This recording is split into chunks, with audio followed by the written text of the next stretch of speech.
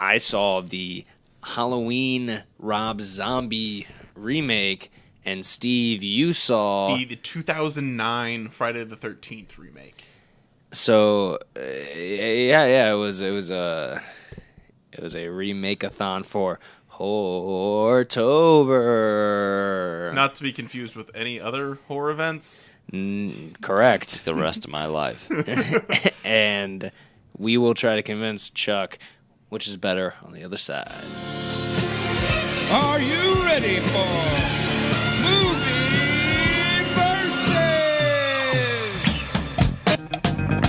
Welcome to Movie Versus, the podcast where we pin two terrible movies in an all-out battle for the best of the worst. Here are your hosts, Tyler Lamb, Charlie Pixley, and Steve Janik. All on Movie Versus! Hey everybody, this is Movie Versus, the podcast in defense of bad movies. I am Tyler Lamb. I am known as one of the three hosts. I thought you were going to give yourself a random nickname, and I was like, you are not known as that. Damn, I should have given myself a nickname. Tyler Leonard Little Lamb.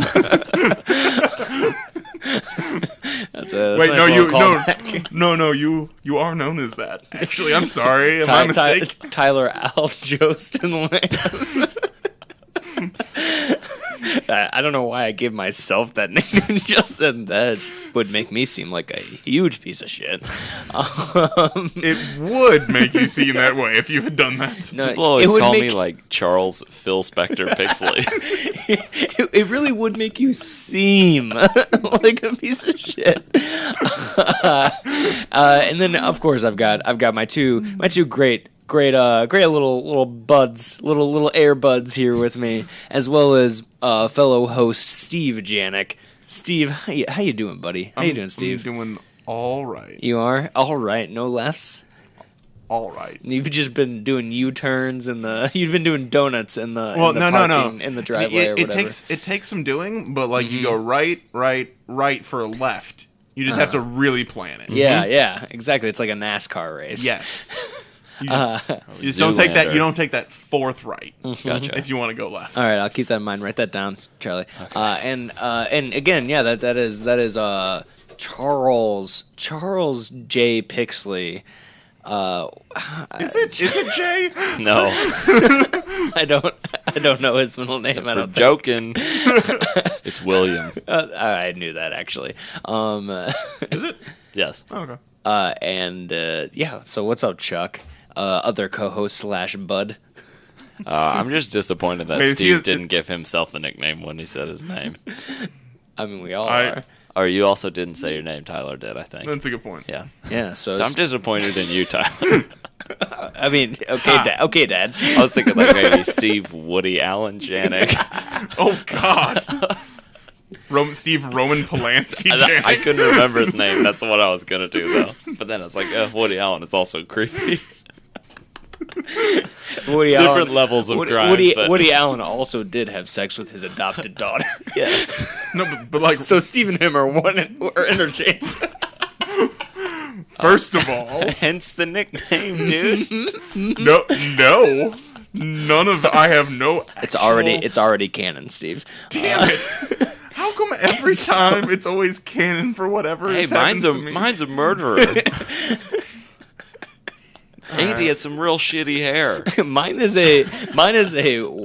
famous for acting in blackface. Okay, yours is the least bad out of all of them, and that's still bad. But he didn't fuck his own kid or kill someone. I guess. No, actually, I would say Woody Allen. Yours isn't even illegal. Well, Woody Allen's wasn't illegal either. Yeah, true. That's true. So I think it's just more. Well, morally, they're both. Well, no. Mine and Steve's are both morally just what are you doing? And mine's the worst crime a single person can commit to another single person. Yep. Other than falling out of love. Wow. I don't know what you're saying. Moving on. I don't know what you're saying. Wow, to. Take your fucking pick. Because Phil Spector wasn't the murderer of my child, quote.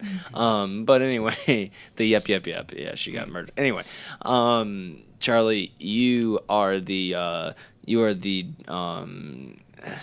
fuck. What's the dude? Davy Jones of this locker. Oh, sweet. and so there's no way I could have helped you with that.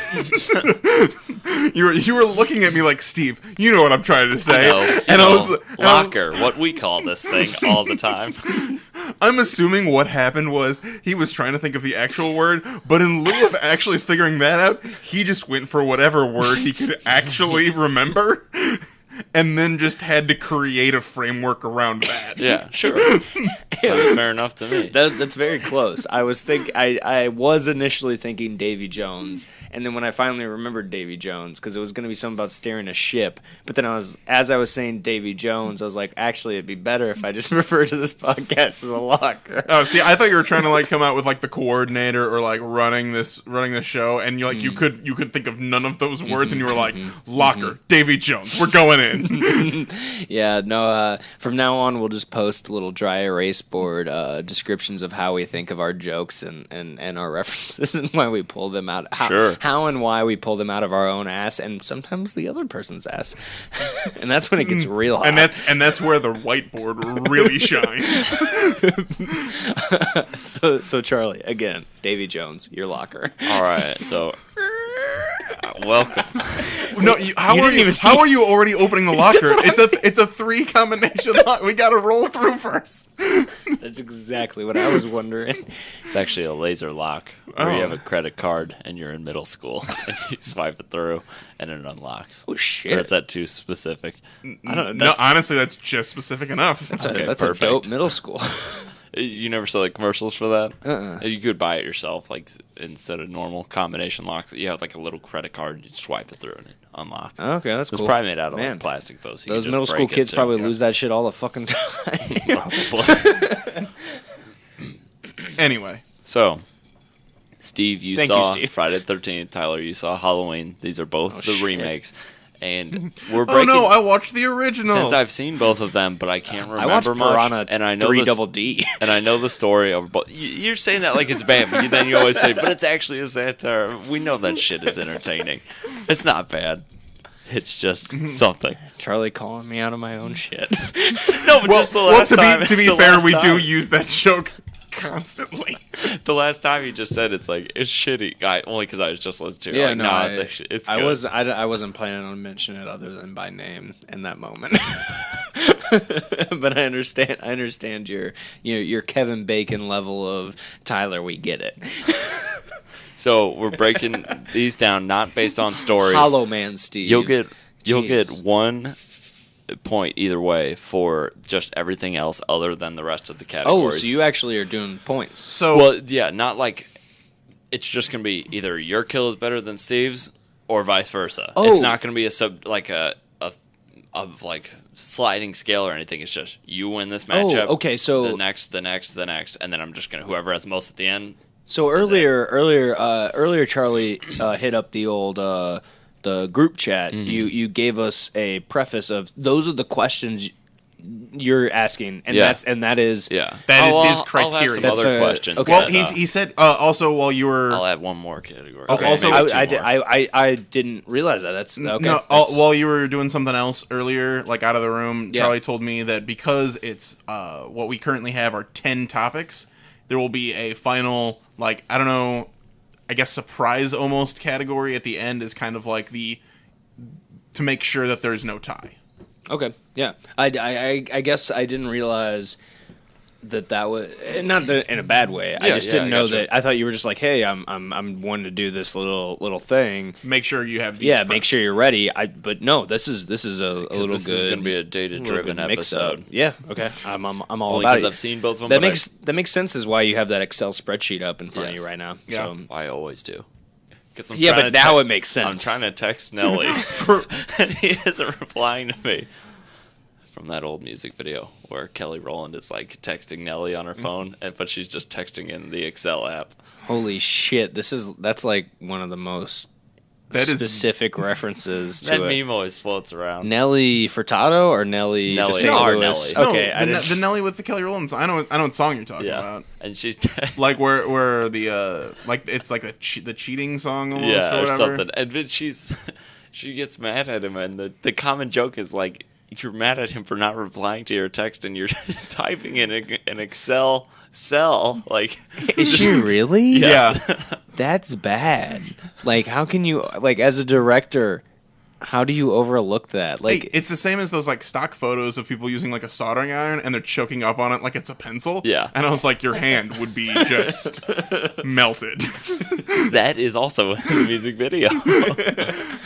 the melting hand or the... Yeah, no, well, because when Nelly originally gives her his number, he tries to solder it onto a piece of paper. Well, it's but he's using the soldering iron as a pen. And it's confusing for him because his original profession was a solderer. So, you know, it's really, you know... And if you use German, Levels. it'd be a Great sodomizer. Uh-huh. Wait, those aren't... Is that not what a solderer does? We should jettison this whole line of speech. All right, let's go. So, pick. You guys have your data? I do. I Yes, added we some more. do. I have one joke question and one other question, but it'll be fine. You guys know all the ones to match up. So the first one we're gonna match up is describe for me, Tyler, a kill. One of your top 3 favorite kills. One of my top do three. you want them in descending order or ascending That's a good order? It's question. your call because you'll That be is- facing each other. So It's a good response. strategy Okay, as so- to far you want to put your best first or your best last Yeah. or your middle. Or I'm sure Steve's on the same level here as I am. I have more than 3 on any of the categories that you list. I you asked. have more than I didn't. So it's, I didn't put them in my. Well, so I hope that we have a wrap up moment near the end, maybe even after you pick the winner of like, hey, what are those extras that you had? sure. Okay, so yeah, as long as Oh no, because- I have more. There Because- were in fact more than 3 kills in my movie, but I only compiled. I think. the amounts. I mean, it's up to you. Do you think it'd be best if it's after you pick the winner? Yes. Because so then that makes it so we have to choose specific 3. Okay, cool. So if we're going first, I have to say I'm gonna go number 1.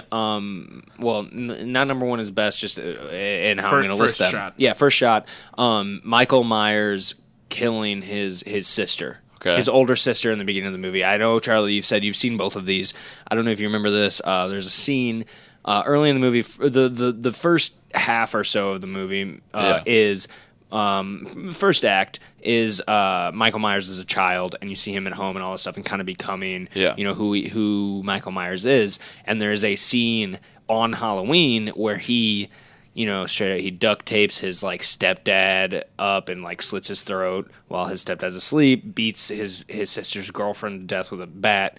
But the death that I'm specifically highlighting is the death of his sister, where he goes into the room and he's wearing the Halloween mask, which earlier in that night the boyfriend had put on the Michael Myers, the William Shatner Halloween mask thing.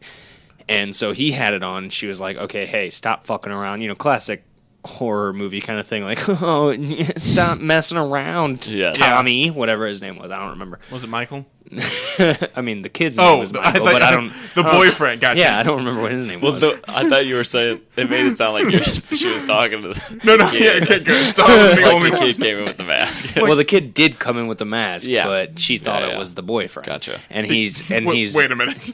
She thought the child was her boyfriend. because she just kind of turns and sees somebody standing there with the mask. Yeah, and it got she's, real weird then. but I think he again. Shit, I might be remembering this wrong. I saw it a couple days ago, but he might have taken it off, and she's just like, "Hey, what the fuck are you doing here?" Like to Michael, and he just starts stabbing the fuck out of her, like stabs her in the stomach, and then she's like trying to run away, and he's just like stabbing her in the back while he's trying to run away, like, and she's like crawling, she's like, "What the?" And he's just stabbing the shit out of her, and then like pretty much, Charlie, please stop laughing. and then pretty much smash cut to him just sitting out on the porch. and smoking a J. yeah, just taking a fat rip from a bong. No, and You're evil. and listening to some Cypress Hill. no, it was I go fucking crazy too. it was Insane Clown Posse. And he's like on the, and Mrs. Zombie is coming home, and she's like, well, Michael, what are you doing here? So, and that kind of like goes, but the kill of him killing his sister was just, it was a good kill in the sense of a horror movie. Like, it was really well done. It was like, oh shit, how many stabs were there? Maybe like 5 or 6, like total. Like she was stabbed the fuck, and it given the development of those characters, it had a harder hitting thing too, because out of all of those, like, he hated his stepdad, but he didn't seem like he hated his sister or his mom or his little baby that ended up being Lori, and it's so like him just fucking brutally murdering her. It was like, oh damn, kind of thing. Like, oh fuck, as Charlie Holmes with a grin. Okay, Steve. So the first one I'm going to talk about is about halfway through the movie.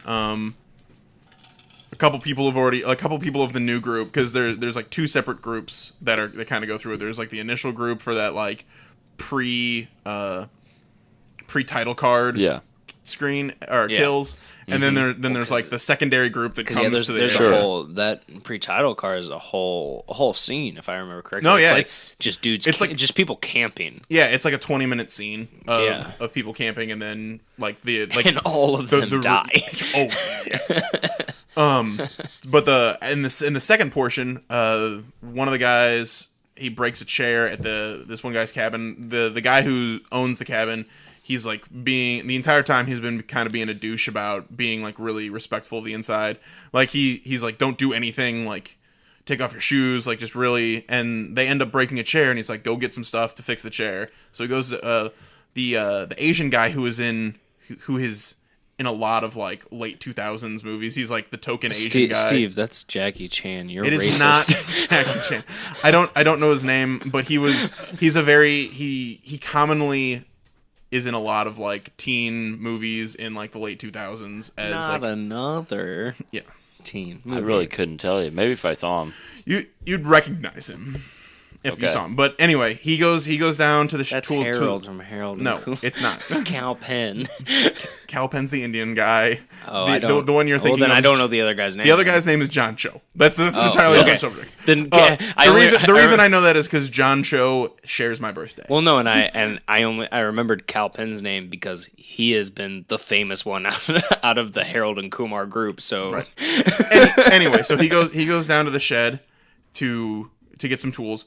And Jason ends up killing him, but that's not the kill that I want to talk about. After he goes down there, Jared Padalecki and Daniel Panabaker come back after seeing Jason with a dead body. I do like how both of us in our description of our first best kill have mentioned other kills and have gone, but we're not mentioning. We're not here to talk about that today. But they come back and they're like, hey guys, there's there's this crazy guy out there. He had a dead body. We got to call the cops. We got to get out of here. And the black guy that was in my movie, he was like, in the movie. He's like the black guy. It was the only. That's one. 100% more black people that were in. No, 100% more people of color that were in because it was all white. I don't know. Some of people were probably red in yours from blood.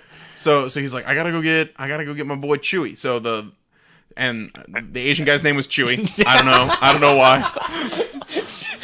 I tried to do a Chewbacca impersonation, and I think Charlie kind of saw. I was just laughing at Chewy. Should have said that for one of your humorous moments. I thought you were the Asian guy's name is Chewy. Okay. You started laughing like right at the moment after I failed at like some weird I tried to make a Chewbacca noise, and so I was like, "Oh, Charlie's just laughing at me." Trying. Not succeeding in anything. But he's like, make a noise. He's like, I gotta go get my boy, and he takes what looks almost like a walk, and he like grabs it and uses basically goes down there using it like a shield. Okay. like he's gonna stop it. So I'm like, first of all, that's ridiculous, man. So he gets down there and he runs into Jason after seeing his friend dead, and he gets like That's a weird first name. His friend dead. Am I right? Anyway, Dead. he gets one good stab off on Jason's leg as they're kind of scuffle in the tool shed, and then he's running to go back up to the house. The people in the house, the guy who owns the house at the time, he's still not convinced that there is someone out there, and he really does not like Jared Padalecki's his character. He's trying to get him out, and so like right, he's like, "You need to get the fuck out of my house." They hear Lawrence, the black guy. He screams because Jason, after he chases him out of the tool shed, the guy is like halfway. He's gone. He's like halfway up to the house when Jason comes out, and Jason pulls a two-bladed axe out of a stump and just overhand, full on, just chucks it at this guy right in the middle of his back, walks up to him and stomps the axe head through his chest out the front. Wait, like how was he on the ground? So it was like on some steps. Oh. So like he stomped it through the front of his chest. Gotcha. When you said you were about to say two-headed axe. I was thinking like it was a two-headed serpent. No, well, that for like a millisecond. Then I was thinking an axe with like it just splits out like a trident, but with two axes. No. I thought that as well. It's he said like but when he said a two-headed, he paused after he said just two-headed, and I was like, "Ooh, so you're saying are there Medusa heads on each one of like these?" a fucking battle axe. It's like it's weird because it's like a wood chopping axe, but it has blades on both sides for some reason. Yeah, I've seen those before. Really? Instead of like a spike down on the one, then the blade is just the blade, and then the blade again. Yeah, I mean, you've legitimately seen that. Like that's okay. I mean, I've seen it before too, but it's maybe it's if I rewatch, it looks more like a hatchet. Like it's you see it more on a hatchet where it's like a boat, like a axe head on both sides. Yeah, I mean, just like maybe if I saw like a picture of it, I would be like, oh yeah, that thing. It'd probably be more understandable than somebody who has a friend named Dead. Am I right? That joke earlier, it was because I was saying the guy's You should friend's not have name, brought it up again. The guy's friend's name was Dead. Anybody who didn't get it, just rewind it and listen to that delivery. Okay. Top notch. So now I'm not going to I would do. recommend not I'm not going to do all three of the one in a row, then all three of the others. So next we're going to move to a humor moment. Ooh. Steve, you go first this time. Okay. So I don't know why. Like there were some funny moments, and I don't know why, but I really thought this was really funny. So there was Daniel Panabaker left with Jared Padalecki to do some stuff. CW meeting. Yeah, another couple like went off to the lake to the boat, and so there were the two guys, Lawrence and Chewy from before. They were there, and then the main guy who owned the house, and then one girl were left there, and the girl was dancing around and kind of drinking, and Chewy is just all into this girl. And he's like, man, easy fuzzball. Well, he's like, man, stop. So he's just they're basically just gawking at this girl dancing by herself, and he's like, man, that girl is so hot. And Lawrence is like, just go talk to her, idiot. And he's like, he just looks at him, and this cracked me up for some reason. He was like, dude, I have a better chance of fucking a penguin than her. And I was like, wait, what? I thought you were gonna say he's like, me no understandy. No, he does not say. Never does he say anything even resembling that. Okay, Tyler. But part of me was like, I mean, like if you get in the same room as a penguin, you could probably make that happen. Probably. Go to your local zoo or something. Yeah. I mean, if your last name is Popper, then you can probably definitely. Yeah. Which I've seen recently. Oh, sweet Jesus. God. My nieces were over. You don't want to. Boy, that's worse. You don't want to. No, I didn't. No, not that part, Charlie. You don't want to brag about that, Steve. So we're going to me about funny parts. So there's a scene in so like I said earlier, the first like act of the movie is like young Michael Myers. Yes. And there's a scene Mikey. of him, little Mikey, and everybody's like, how does he like it? Why? Let's find out. And he he's like, taking a fucking fatty dump in the bathroom. Really? It's implied to me. Okay. So he's in the bathroom and he's like, he's at school and he's like trying to dip out and the two, the bully, and this is like a trope in movies where like the bully has a fucking lackey who's like, oh yeah. Yeah. You know what I mean? Like, No, that's true. Yeah. And Wow, I'm like triggered right now. But it's one of those things like you think like, what the fuck? Like, no, even if even in like reality, there's no, even if somebody had like a henchman kind of thing in school, like it's not as blatantly obvious as movies make it that Sure. like this is the. They only have so much time, Tyler. So, well, anyway, they kind of cut this guy out before he leaves, and they're like, oh, fucking Michael, but and they get in a little tiff, and they're kind of fighting, and a teacher is walking down the hallway, and he hears, like, some shit going in the bathroom, so he runs in there, and he's like, oh, fucking break it up, you over here, you over there, like, what the fuck is going on, you need to blah, blah, blah, and then a little kid, Michael Myers, just goes, fuck you. Just to the teacher? To the teacher. And this is after the teacher breaks it, and the teacher goes, what did you say, son? And he goes, I said, fuck you. Cut to him in the principal's office. Classic Michael Myers. And that show, Oh, little Mikey. He's such a talker. yeah, and then he like had this weird like beard on and some turban. He was like, I am the love guru. No. Stop. Mariska Hagate, principal. Stop trying to make love guru jokes work.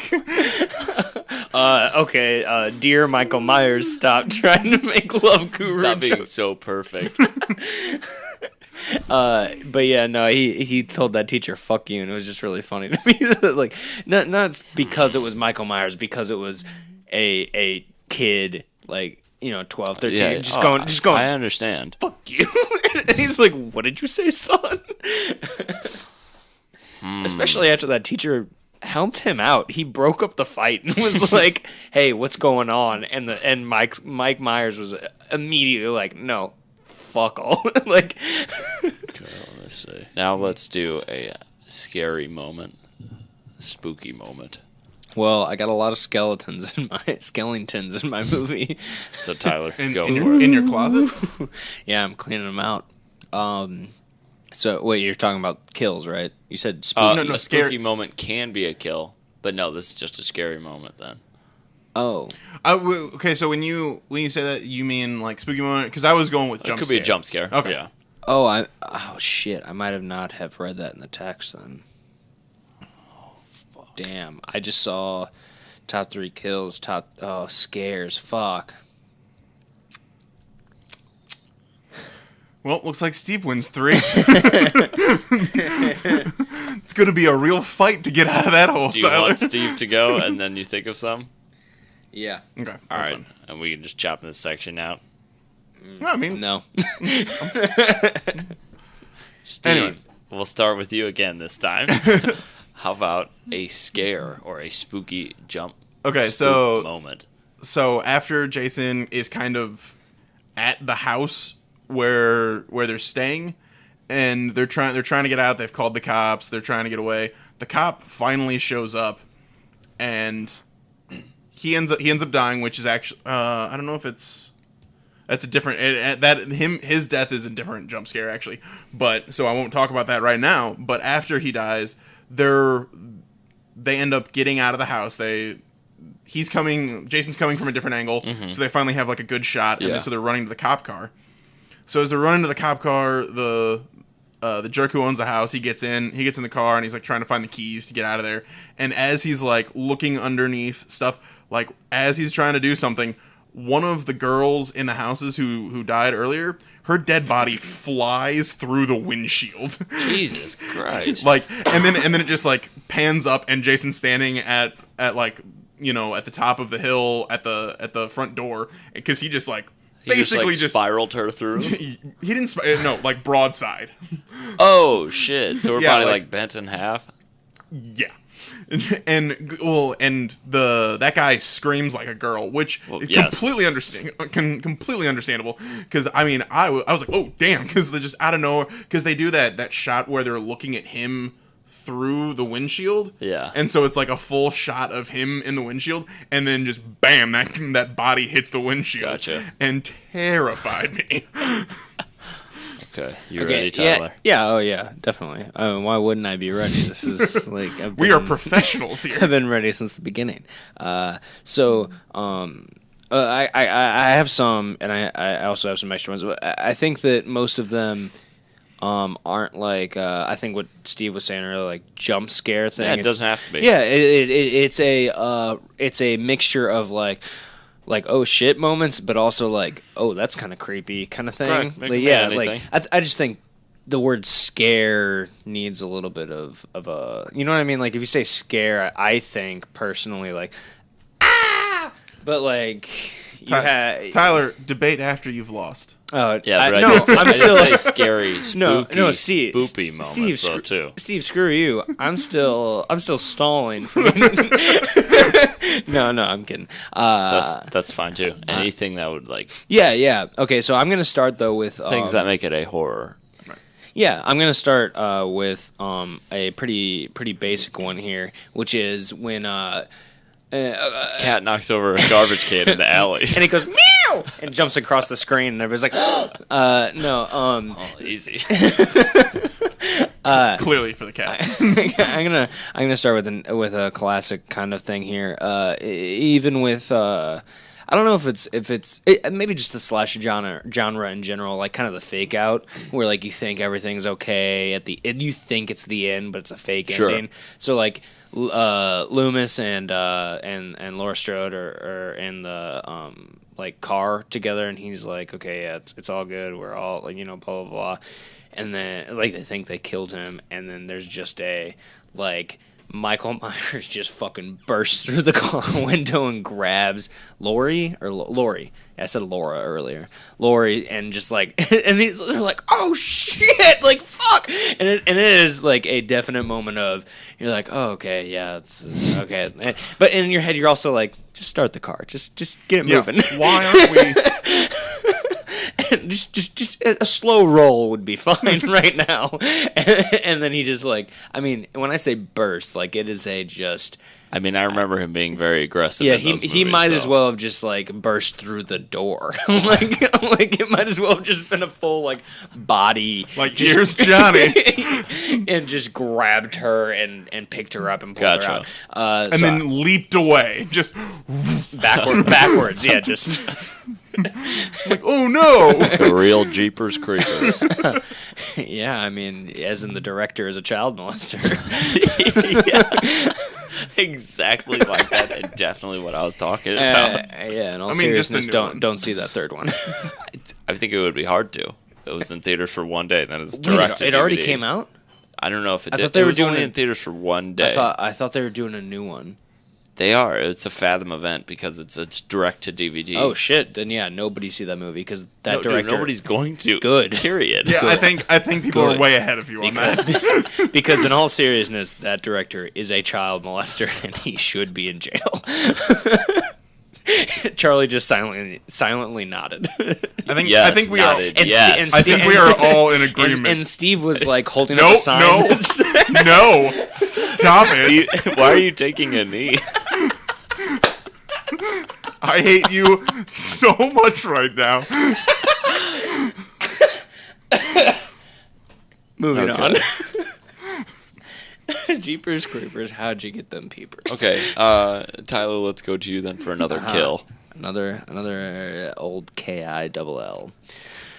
So the old CAD double hockey sticks. and that's definitely not like another tactic of me stalling to pull up my phone to make sure that I have the right kill and be able to decide which one I want to read off, and I'm not doing that right now either. The next one, right. The next one, smooth transition. This is what that 15-second fast forward button is for. Dude, all right. So my kill. Well, even in apps like Overcast, where you can have it so it fast forwards through like dead air, and so you can listen through podcasts faster. Oh, that's cool. Almost all the times that I'd speak, Overcast just automatically skips through that because it's like, this is dead air. This is dead air. You listen to our cast in like 20 minutes. I was gonna say we're actually sponsored by the 15-second advance button. Yeah, and you're left the whole time wondering who the fuckhead is that the other two people are talking to, and what their names are, because I typically anyway. Your kill is. Damn, he caught me. I'm gonna go with for this one. I'm gonna go with the whole prison escape scene. Oh, of course. What? Okay. Well, no, Steve knows what it is, so I guess I just don't need to explain it. Thanks, Steve, for understanding. Carry on, please, for me at least. So there's a scene where they're. I don't know if it's not technically prison. It's You're forgetting this is his favorite movie though. He loves the Holland remake. It's like the asylum, right? Yeah, the like insane asylum that he's in, and for some reason they're transferring him. I'm not gonna lie, I don't remember or know why they were like having to transfer him, but they're transferring him, and so they're doing the whole, He's a giant at this point, right? He's a giant on steroids at this point, correct? I don't know why Danny Trejo has been like slipping steroid needles underneath his thing for this long, but Danny Trejo comes in there. Never ever question Danny Trejo's motive. Especially not to his face. Yeah. And then Danny Trejo comes in there and puts cuffs on him and is like, hey, Mikey, we gotta move you, and they're doing all that. And it's like the whole like the wraparound like chain cuffs and like legs and arms. For hardcore people. Like the straight up and but much like Dwayne The Rock Johnson in the new Fast and Furious movie, he just tears out of them. Sure. And it's reasonable enough. And this Michael Myers, there's a whole like kind of quasi side plot of him liking masks. Like he creates his own masks and he puts them on. So that's kind of like Rob Zombie's way of like backstorying this whole like him putting on the Michael Myers mask, the famous one. Well, they wouldn't know who he was until he put on the mask. Yeah, exactly. No one knew who he was until he put on the mask. And I'm CIA. I don't know if you know that, but God damn it. But yeah. So like he has this. I mean, when they walk in there to transfer him, his cell has just a bunch of masks like all over the place. Like, and I think he currently has one on as he's being transferred, which they probably are like. I mean, yeah, sure, whatever, keep it on because you're fucking crazy, and we're just. And if it keeps him calm, like. Yeah, exactly. Allow it. Yeah, we're not gonna try to tear this off, and it was just like it's one of those like. Mask that's just a piece of string between like two pieces of paper, so it's not like he's gonna slit somebody's throat with that. But then again, foreshadowing. I mean, earlier in the movie, he did slit someone's throat with a fork, and the dull end of a fork, the handle end. Oh god, but anyway, he's being transferred. Did he at least sharpen it? No, because he was a child at this point, and he killed a nurse who was reading the newspaper. And that'll teach her to get up on current events. I had to rewind it because I wasn't sure how he killed her. But he's being transferred, and they do one of those I guess like a little checkpoint area where it's like a cell like a squared cell in between two locked doors where you go in like almost like an airlock. Yes. Yeah, something like that. Where so they all walk in there, and that's when he goes fucking ape shit, and he just, as Steve said earlier, he just rips off the chains and starts killing everybody because he's been shown to have superhuman strength and all of the time. Yes. And then except for doors, remember? And then like he's killing everybody, and then by the time that there's like a officer on the other side of the locked door, like waiting for it to open. And when it opens, she's like already like shotgun ready. But he grabs one of the dudes and just uses him as a body shield, and he just kills everybody. But what's individual kill? He even kills Danny Trejo, and it ends. I'm gonna specifically come out with the Danny Trejo. Like this whole scene was great, like him just killing everybody. I think my memory is kicking in. The Danny Trejo scene was Danny Trejo is like pretty much unscathed, and Michael just kind of turns to Danny Trejo, and Danny Trejo's like, Mikey, I treated you good. Like I didn't do any. Like I didn't treat you like a piece of shit. I like the past 15 years. I did what you want. Like I didn't like because even in that scene, Danny Trejo has like a coworker. and it's badly foreshadowed because the Coker's like, man, I don't know how you deal with this, blah blah blah, and Dan Trejo's like, man, I mean, yeah, you may have just started, but I'm retiring in 2 months. Oh no! Never talk about your retirement, Danny Trejo.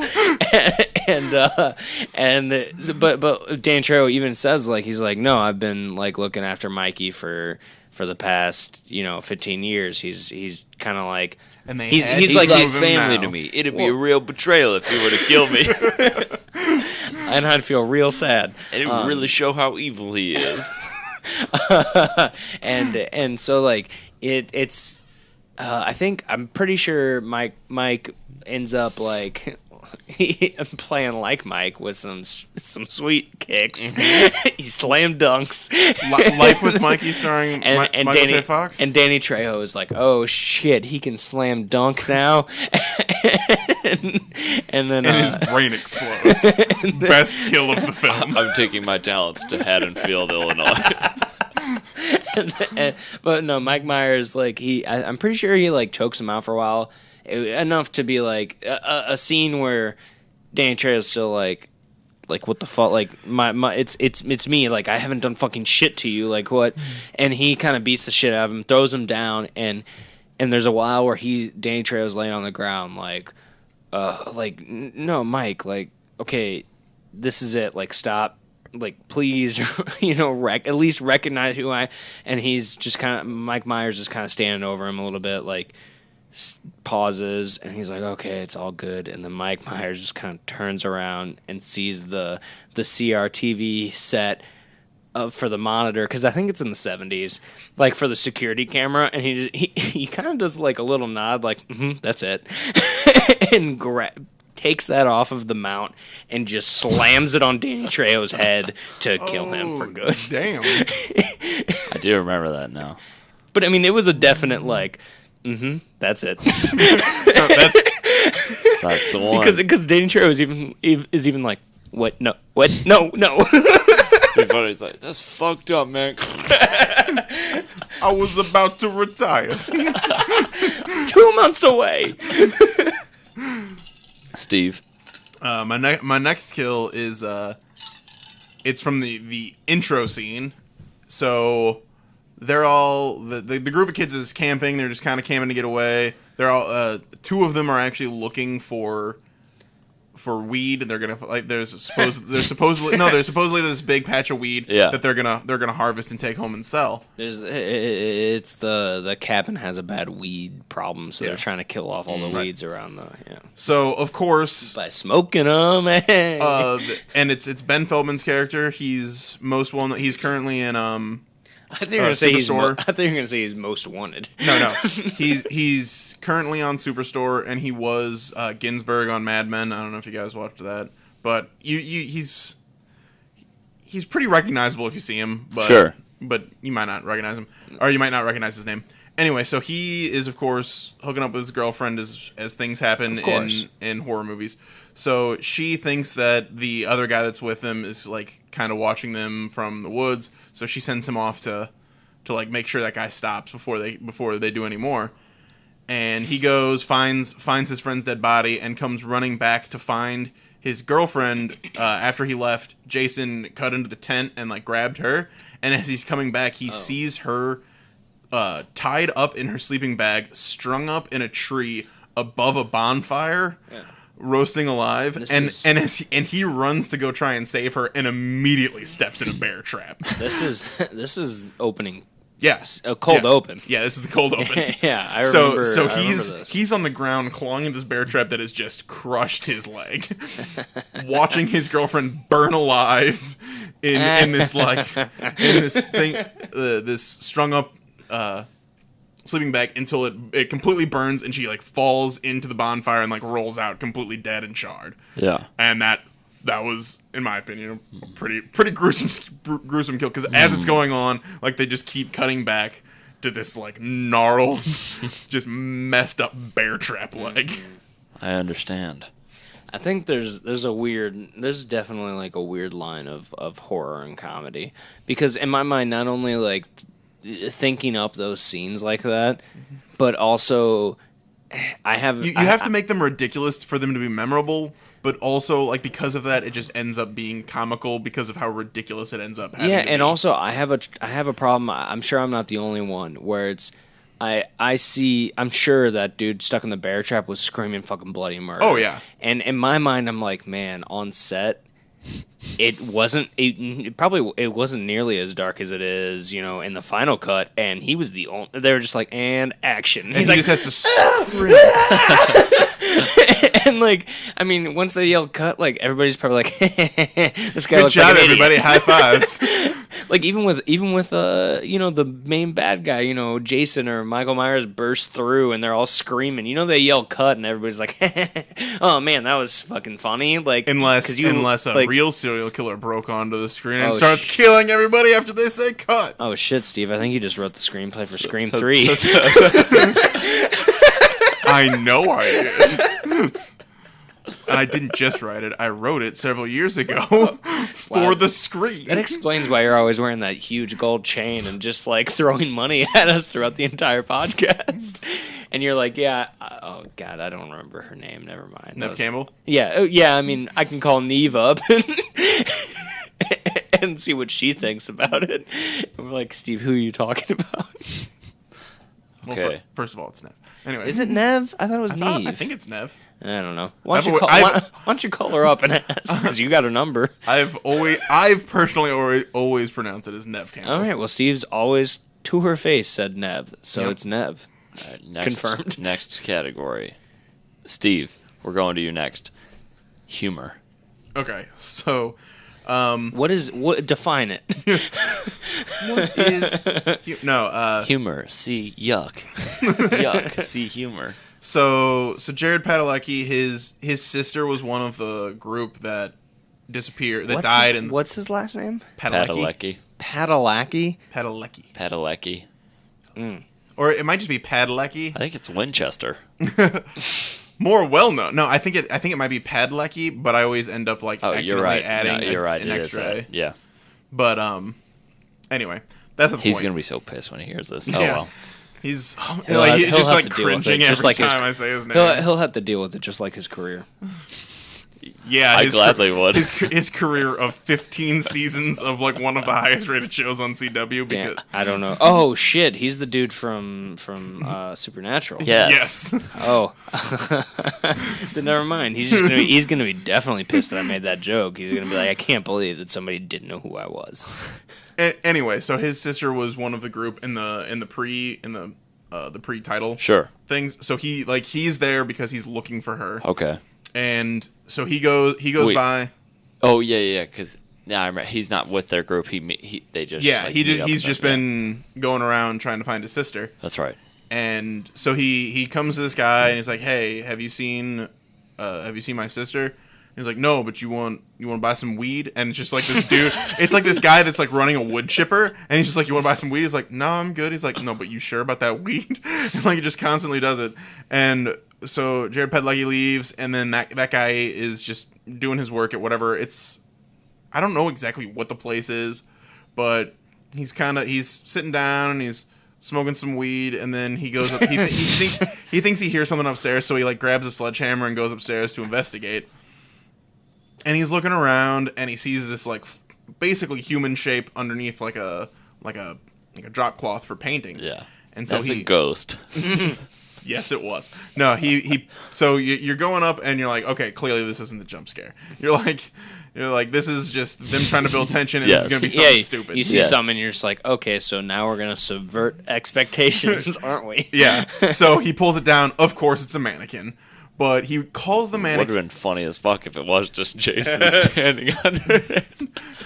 It would have been kind of funny. But it's a mannequin who he then I can't remember the name that he uses, but he calls it a girl's name and then starts to like caress it. And he's like, "You remember when you took my virginity?" And he just starts like talking to this thing about the times that they've had sex together and like rubbing it. And the entire time I was like, wait, rubbing it? Yes. Isn't his penis? Yeah. I mean, he's kind of getting there, but he's like rubbing the mannequin as well. Is he getting there though? Yes. Yes. But and he's just like recounting times that he's had sex with this mannequin, and I'm like, and it's one of those things where you're like, I'm not sure if he's like doing like this joke thing that it's a real person, that this never happened, or if this man has actually banged this mannequin. Yeah, I mean, nobody else. There was no other audience for it, right? Yes, he is by himself.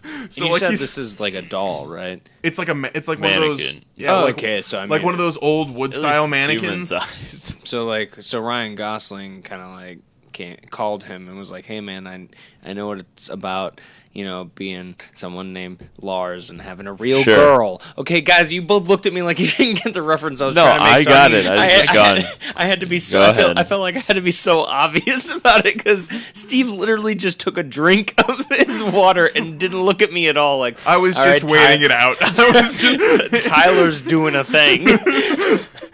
And I'm looking at both of you Well, what audience am I talking to? Like, no. Based on how far back you started that joke, I was like, I've got some time. I was like, nobody's paying attention to me, so I feel like I had to be the most obvious. No, I picked up on it. I was trying to hear where this goes I because also- this dude's about to bust it I was up. I was about to say, I'm sure it was you both knew exactly where I was going at Yeah. the start, so you're both like, okay, yeah, let him do his, let him run his course. But then I was like, We'll just Lars let and the real girl, get it? We'll just let him tire himself out. Which I did. Anyway, so like that all happens and then after that, of course, Jason comes in and kills him at the end of this whole like super awkward You feeling know up of a mannequin scene. You know what would have been really funny?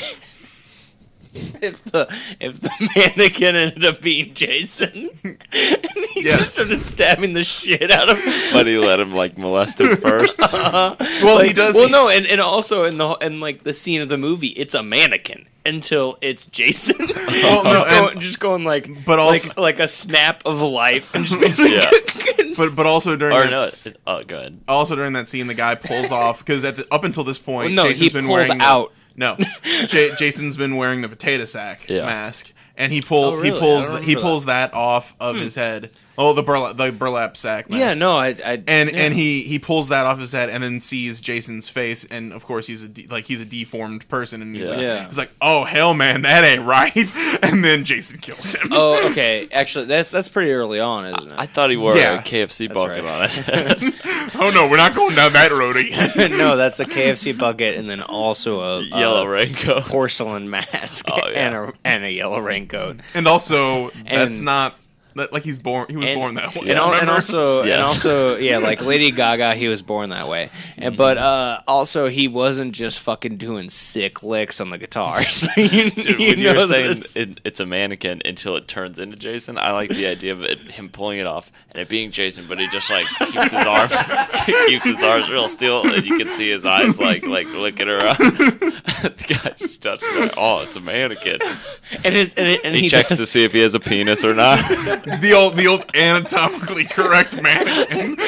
And then when he starts like molesting it, he does those like wide open like cartoon eyes.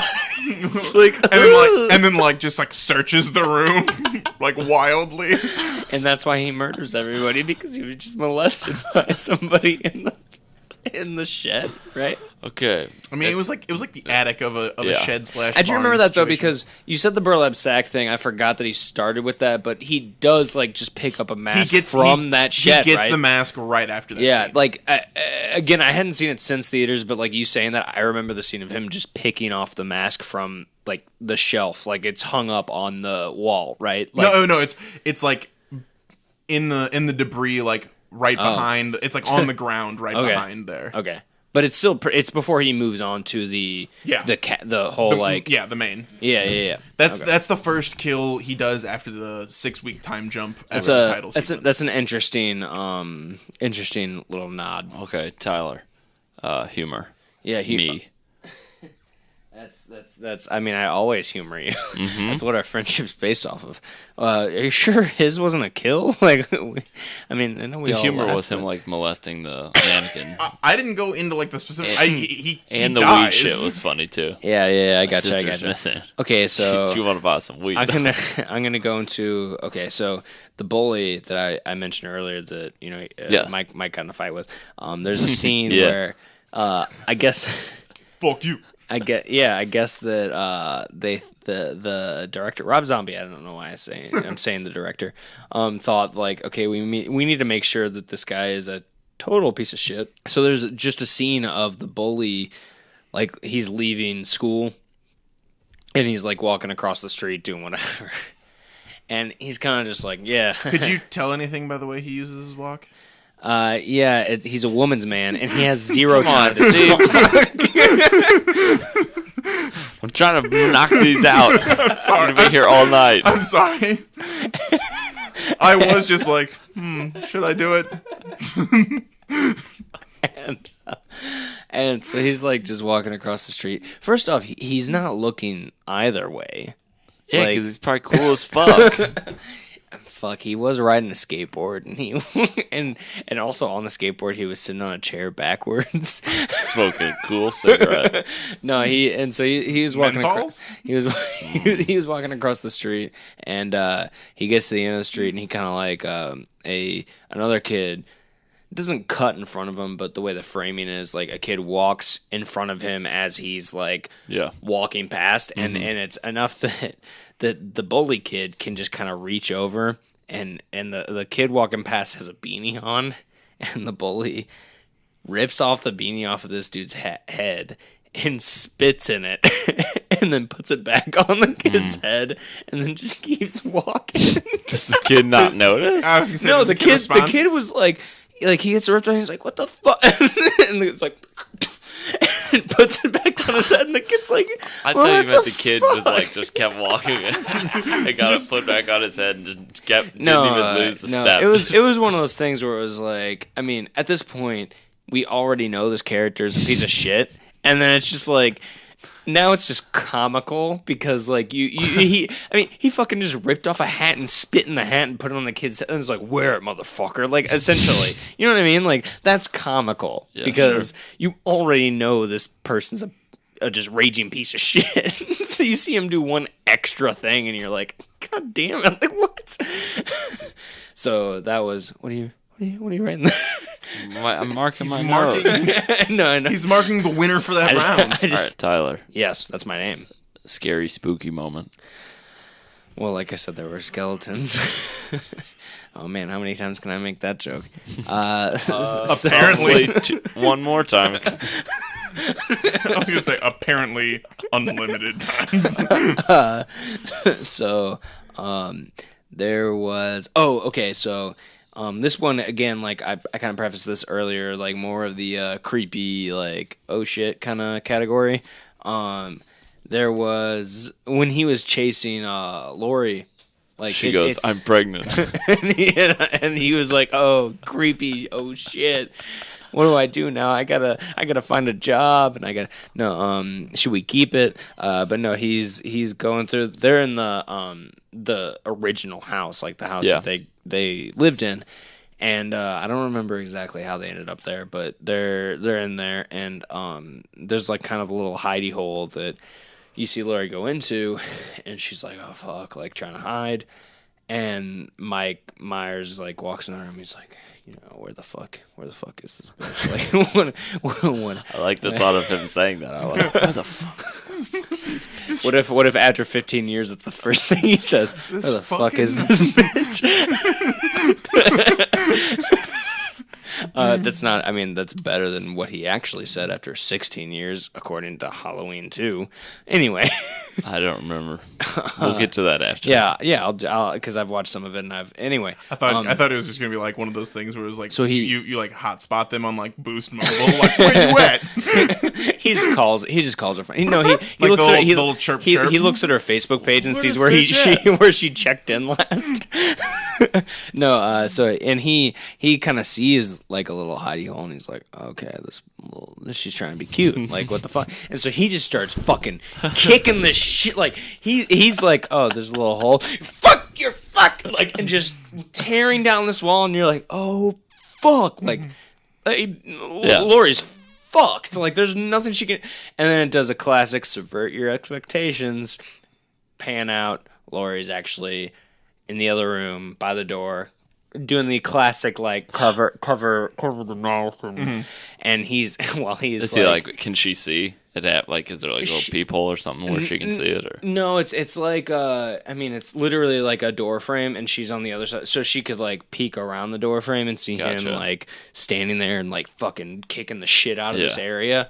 But she's still kind of like, oh fuck, I gotta back away. But at first, when he was kicking the fuck out of that wall, I was like, oh damn. She is in there and she is just a bloody mess. Yeah, I was like, she's fucked. This movie's wrapping up already. Wow. Steve. So, like I said, the cop arrives at the cabin that they're staying at, and he's like, he comes up to the door and he knocks on it, and everyone gets scared and like the killer's knocking. Well, oh no! Wait, no, you said the cop was knocking. Yeah. So yeah. So yeah.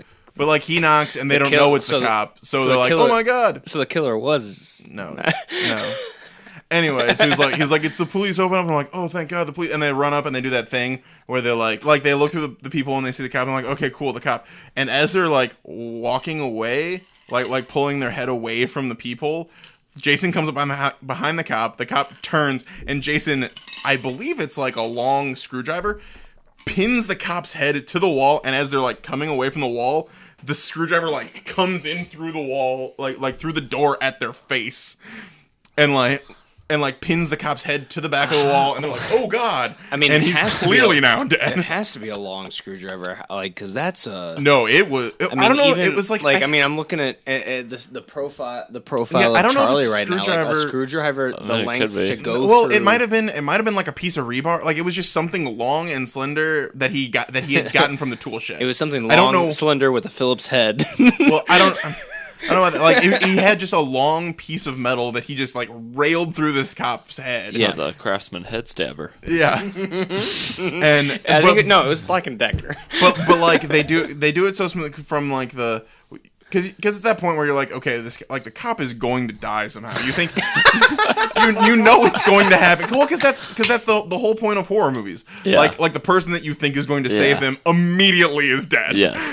So you're like, okay, maybe he gets inside the house before he died, but no, like it's very fluid, and because it's basically just a cut from them looking through the peephole to like a side shot of them like pulling their head away, and then like just a zip cut over to Jason, and it's just like a fluid, like him walks up, the cop turns around and just in, and then it cuts to like them still moving away from the door frame as the metal comes out at them, and then they of course jump faster away once they see something happening. But it all, I was like, oh my God. I think that is something you said, everybody, the person that tries to save them, they're gonna get killed. I think that and this is going into Halloween 2 specifically. When I was just watching it, I haven't finished it yet. H2 Halloween 2. Yeah, I'm sorry. Thank you for correcting me. It's the newer like movie, like especially slasher movies. They try to they still follow those same tropes, but like I was saying earlier, subvert the expectations. Where it's like there's a scene where this dude comes and you're like, oh well, this dude's fucked, because he's like, oh it's okay, like I'm gonna save you, and then he like disappears for a little bit, and you're like, well, he's gone. Yeah, you're like, well, he's gone, and the lead actress is like, buddy, where are you? And I was like, okay, dead body comes swinging out from somewhere. Well, yeah, she's like looking at this screen door, and I was like, okay, so Mike Myers is gonna fucking dive through the fucking window on the side that's like, and I was like, okay, because I mean, he's obviously not gonna come through that screen door, like what? And then all of a sudden, Buddy just comes back through the screen, and he's like, oh, sorry about that, like, and he's unlocking the door because I guess he felt like he needed to lock the door, the screen door, but while he was... Anyway, he's like, oh, hey, yeah, I just got the car here. It's all good. Blah, blah, blah. And then he just gets stabbed in the back by a fire axe from Mike Myers. And I was like, there it is. But again, I thought he was going to die a lot earlier. At least 20 seconds earlier. The cop arrives, gets up to the doorstep, and is dead in like a minute. Maybe less. It's like that dude in You're Next, the cop that comes in the very end, who's like, now it's time to go through the front door. That I almost don't even isn't... want you to say it, just because that's so so rewarding. Yeah, but it is one of those moments where it's that whole ending, that whole movie's great, especially if you're into horror slasher movies at all. Just check that out. It's the perfect mix of like dark comedy and slasher horror. Porn. That's like, and like, I mean, my dick was hard the whole time, and so was Charlie's, and we were just doing. I mean, I don't have to tell you what we were doing, but I will. Please don't. We were. But you said you didn't have to. But so I'm So up. now it's on you, No, Tyler. For, well then no, it would be on Steve. yeah, Steve. because I went for first. kill. Last kill. Okay, so this. And this is the third. This is the third and final. Yeah, third and final kill. So, like you know how when you're watching a horror movie, you like see something and you're like, well, that's going to kill someone at some point. Yeah. So when oh shit, what's it called? It's the pistol thing. Chekhov's gun. Chekhov's gun. Yeah, there you go. Yeah. So when Jared Padalecki goes up to talk to the guy at the wood chipper, he drive like Say no more. Like one time you see the wood chipper and you're like, well, one, yes. Yes. And then but as he's driving up, there's a tow truck with like these big like metal spikes like on the end, and I was like, I don't understand the reason for that, so that's definitely going to kill someone at some point. At the wood chipper is the funny thing to me. Well, I mean, I guess probably the best kill is the kill on Jason, but I didn't count that one. But which is the wood chipper kill, so I'm not going to talk about that. We'll save that for later. Oh shit! This kill is one of Jason's kills on somebody as the jerk who owns the house. As he's like finally getting away, he like is running through the woods. He kind of gets away. He gets to the road, and the guy that owns the house where the wood chipper was, he pulls over and is like, "Oh yeah, come on!" You know, he sees him like run out into the street and like tries to wave him down, and he comes to a stop. And as the guy gets up right at the back end of the truck with like basically these three metal spikes sticking out, Jason like hits him on the head, like gets him with the machete, and basically gets him up and choke slams him on to one of these spikes, like face first, pretty much. And the guy in the truck is like, oh, and just like drives away with this dude. So he gets away with just driving away with the body on his car? Yeah. He's like, and just drives off. Honey, you're not going to believe what happened today. But like, it was brutal because you know, it's Jason. So he just like one hand picks this guy up and just like basically just like slams him into this. And it's not a small spike. Yes. It's like one of those big ones that you'd be like, oh, that would be difficult to get someone upon. And then Jason pulls off his mask and he's like, I'm chaos, or I'm mayhem from those insurance commercials. The Beeper King. Yeah. Okay. Tyler. Yeah, just moving my mic around. That's why. You mean kill? Well, Yes. not my movie. So Hey. Yeah. shake, Polaroid.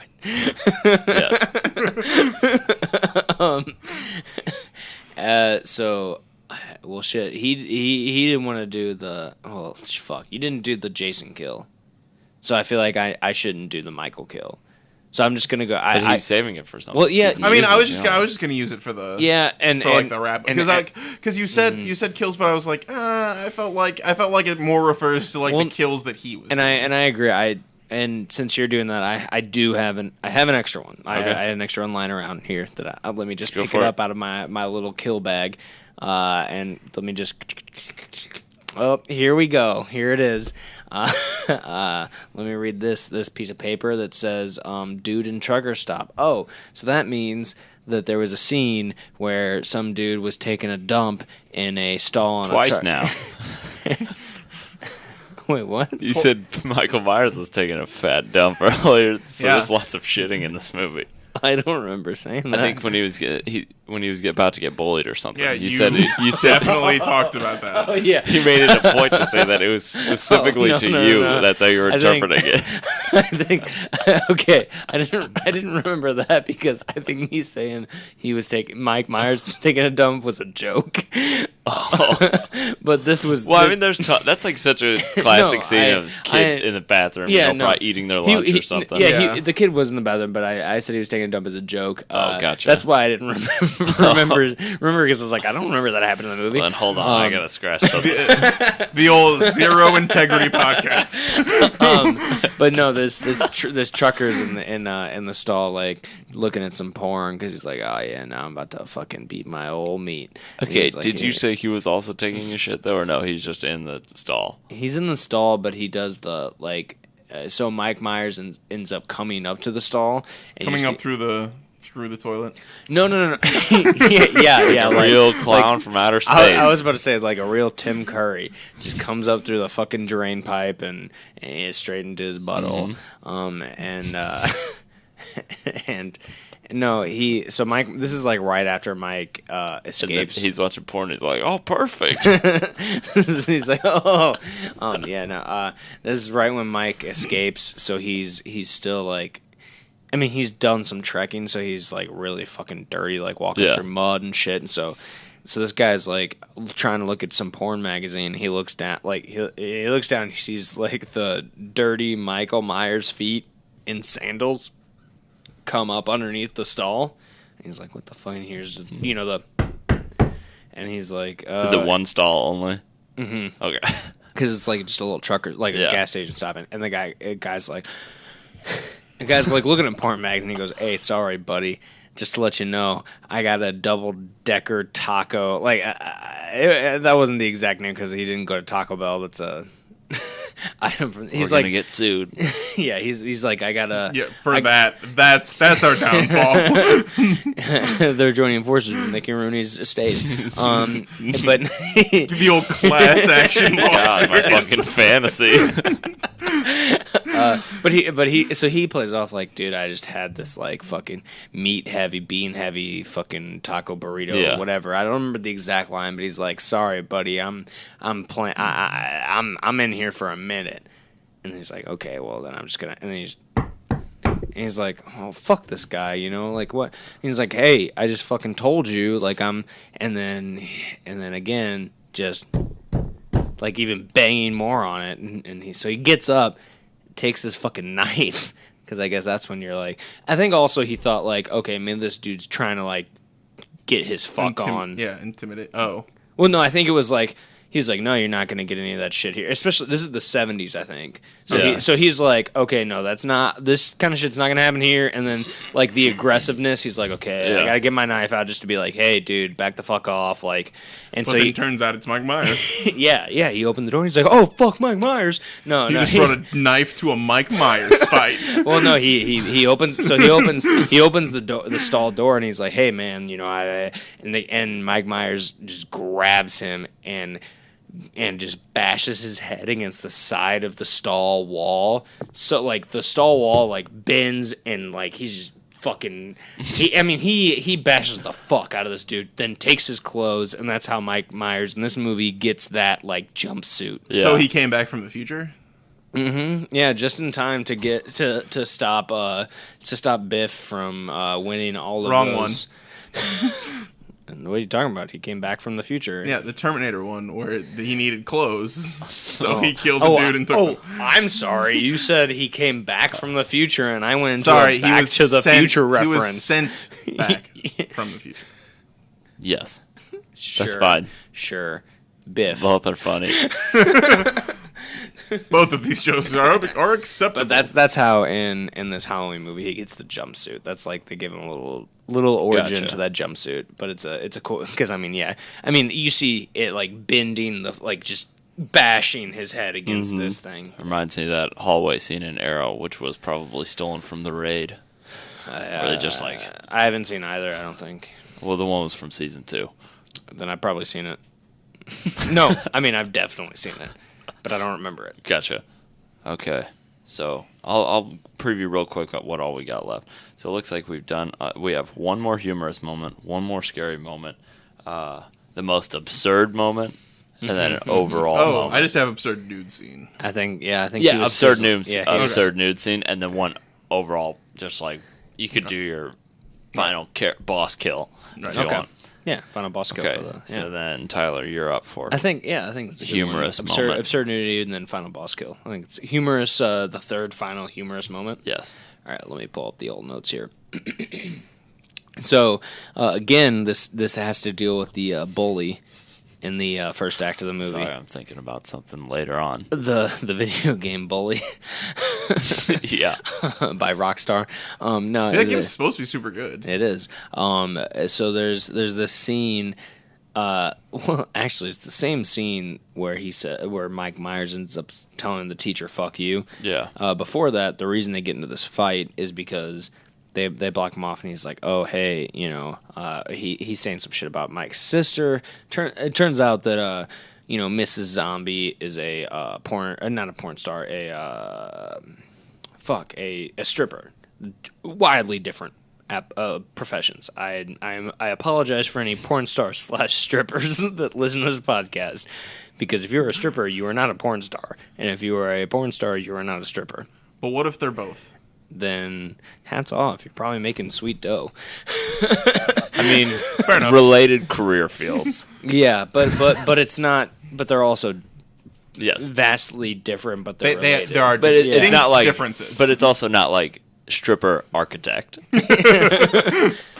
Wow, dude, you're a piece of shit. Sure. Because this character actually was an architect during the day and a stripper Oh at wow, night. that's some serious moonlighting.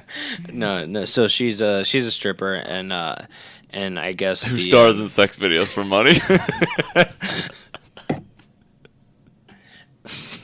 So I mean, if you were in middle school and Nope, you're never. you're already like a fucking nerd. So Steve, So far, I'm tracking. imagine if the big fucking bully pieces of shit found a little ad That of would your suck. mom That'd be being like, terrible hey, nightmare come material. see Mrs. Zombie at the strip club tonight. And it's your mom with like little stars over her fucking nipples and whatever, and I mean that's fucking cannon fodder. Like in middle school, you're done. Like there's no. The boy In doesn't most even, places, you're done. the boy doesn't even say anything. Just holds out, just like So the bully makes a joke about like. I think it would be worse in high school, because then they'd be like, "We're about to go check out your mom." So the guy, he pulls it out. He says something about how his dad got something. He's like, "Oh, I saw his titty for $1," something like that. This is the exact line though that the bully says to. I wrote it down in quotes. It's let me just get in character here. Hey, well, it's because he's like, "Oh, my dad said this," and Mike Myers is like, "Fuck you, whatever." And the bully kind of smacks him upside the head and goes, "Hey, tough guy. Think she'd suck my dick for $0.25 and let me suck her tits?" I mean, clearly they have prices. maybe. They have standard prices for those sorts of things. If you got the And money, it's honey. more than $0.25 is all I'm saying. Dude, you're not taking into account inflation, man. Ooh, good point. It is the 70s. Decades ago, dude.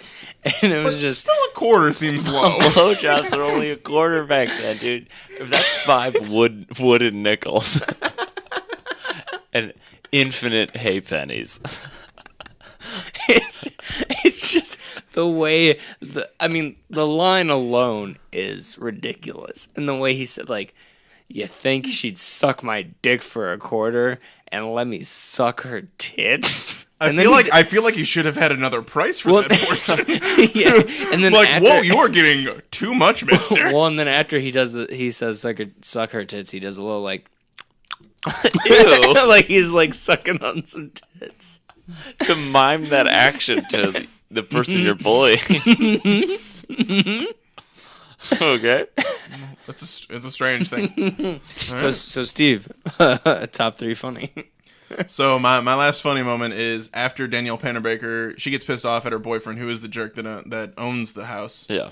So she leaves with Jared Padalecki to try and help him search for his sister, or find leads or anything like that. Sure. So they take off, and then the other girl, the girl that stays there, the one who the other guy said that he had a better chance of fucking a penguin than her, she ends up hooking up with Daniel Panabaker's boyfriend, the jerk that owns the house, they go back into his room and they're banging, and she's taping it from like her position, and like he can only say things about her breasts, and while they're having sex, Classic male. Yeah, well, but while they're having sex, he says, well, the first thing he says to her is like, "Your tits are stupendous," and she's like, "Yeah." And then they're having sex, and he goes, Yeah. and they're having sex, and he says, and I quote, "These tits are so juicy, dude, like perfect nipple placement." And that's his bed talk. Charlie, it sounds like Steve's just never been in a relationship. I mean, that's just pillow talk. Yeah, That's just normal pillow talk. Dude is like, included in The there? dude is included. I mean, how many times? I mean, it's probably you can't count how many times that you've told your significant other that she has perfect nipple placement. Dude. But that dude, to be fair, dude wasn't after that part. This is the other part.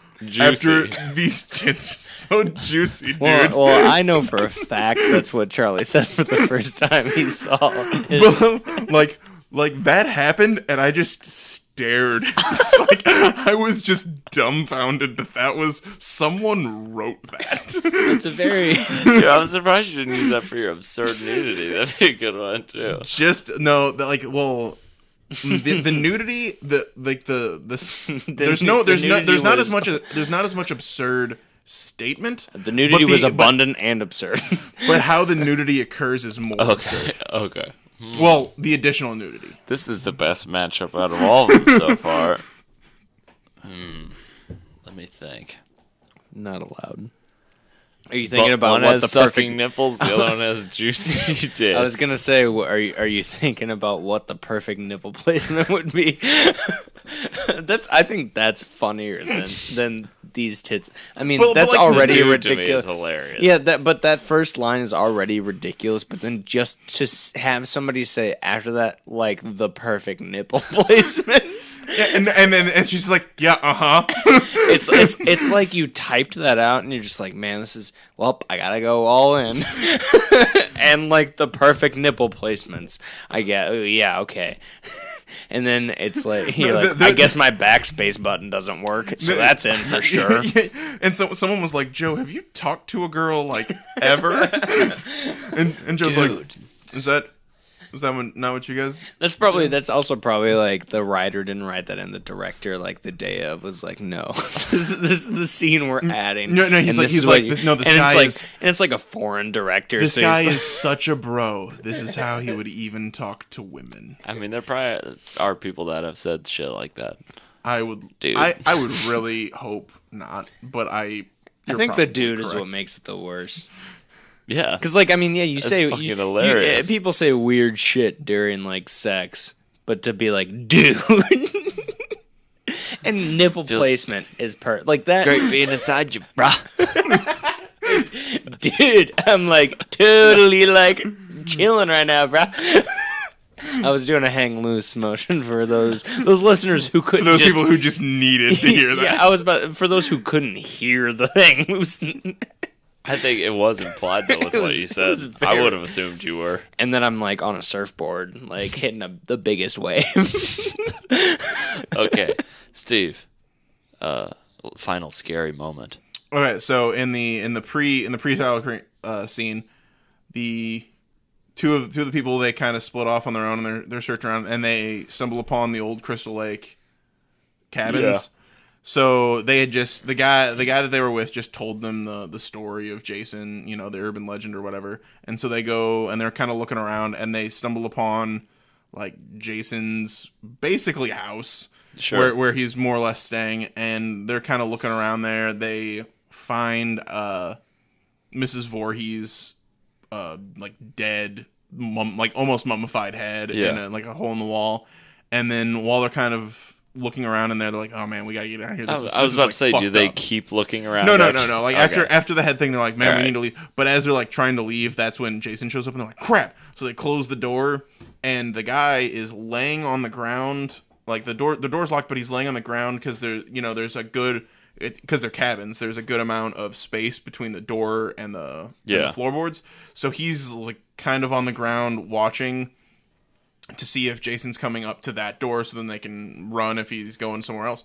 So he's watching to see his feet come up underneath the door, and as he's doing that, Jason has apparently decided to go around and get underneath the floorboards, like in like an underneath area, and like as he's laying there, the machete just like shoots up through the floorboards right in front of this guy's face, and then of course he proceeds to kind of crab walk backwards as just machete after machete is chasing him down through the floorboards. And so like that first one, you're like, man, Jason's gonna bust through the door and kill this stupid idiot. Or slide it under the door. Yeah, just like you're gonna do it, but then it comes from the place that I actually didn't expect this time. It almost seems impossible. Yeah, but what ends up happening, like to kind of make that clear, what ends up happening is he has like this weird system of catacomb like tunnels underneath all the cabins. Okay, I remember that now. So he has that, and so he's gone through his like tunnel area and is attacking them from below because he's like, they clearly have no idea that this exists. Yeah. Okay. Tyler. Yes. Spooky final. Oh, okay. I thought that was the kill thing. I was like, I already answered that. No. So spooky final scene. So and that guy does get killed, but it's not. It's kind of lame. He just eventually gets run down. This is this scene's pretty spoopy, and it's creepy. So there's a scene where there's a character in the movie that's one of Laurie's friends, and she was actually Jamie and 4. Okay. And Holly and 4. She was the kid, the kid. Yeah. And so she's now like, which is kind of cool. Like, that's pretty cool to me to like, oh hey, come back, like kind of a little cameo, like have another role. And I think she's also and she might also be in the sequel. She is like about to like her and her like dude are on the couch. No parents are home, so they're like, oh, we're about to fuck. Naturally. And I'm going to slip in something that I had in here on a very, very low tier of something that was funny was the dude says, in an ADR moment, clearly ADR, where he says, oh, it's so fucking warm. Oh, God. Ooh, that is a weird statement. He still had his pants on, and so did she. So I have no idea what he could have been talking about, other than maybe like he thought it was warm in the house. Okay. Anyway, I thought that was funny. But so and also that warm is such a mellow in between. Yeah. It's like, man, this is so fucking warm.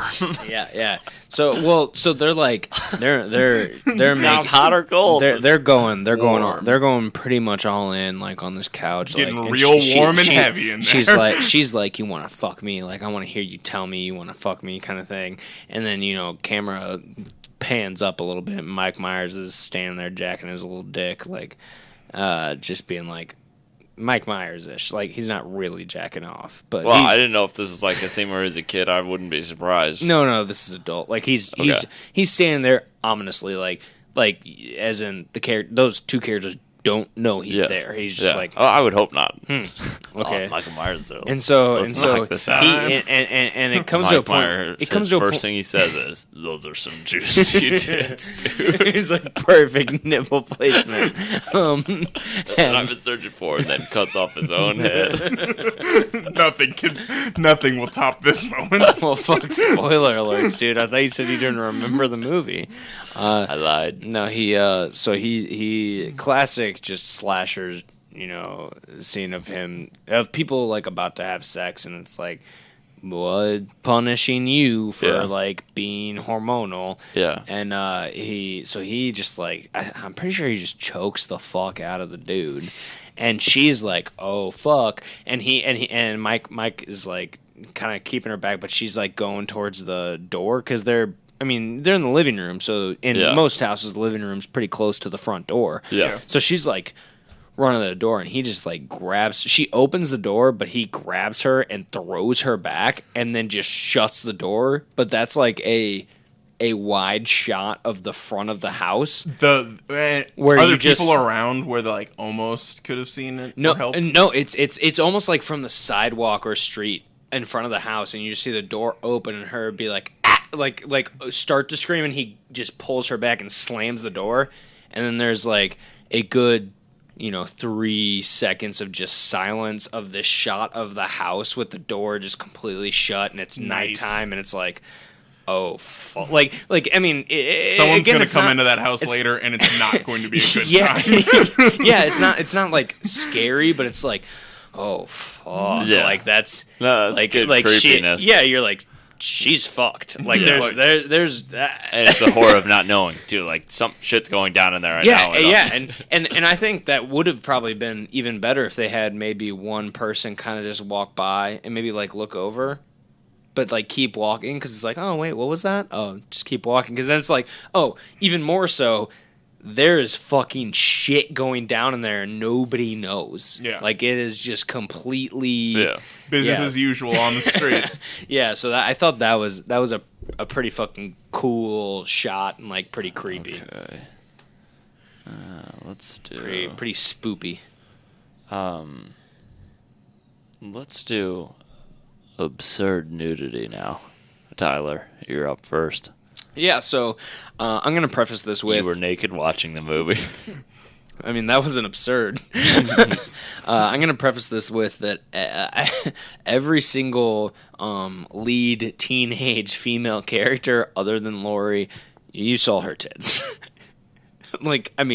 So that was 3 female characters that you all saw their little boobies. And... That makes it sound so bad. No, it was kind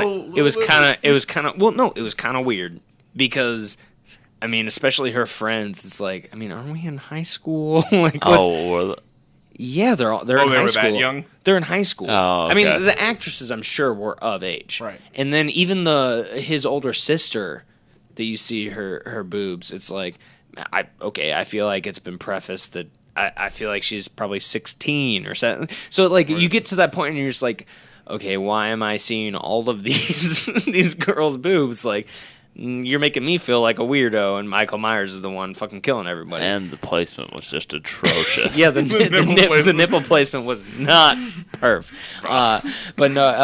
But there's the one that was the most, and this actually ties into a side funny moment that I didn't mention. There's one of the girls, one of Laurie's friends, has, I think that she actually hooks up with this dude inside of the old Myers house. Ah, great. Because I think it's like abandoned, and so they're like, this is where we should go. I don't. Anyway, high school kids are stupid. Yeah, they are.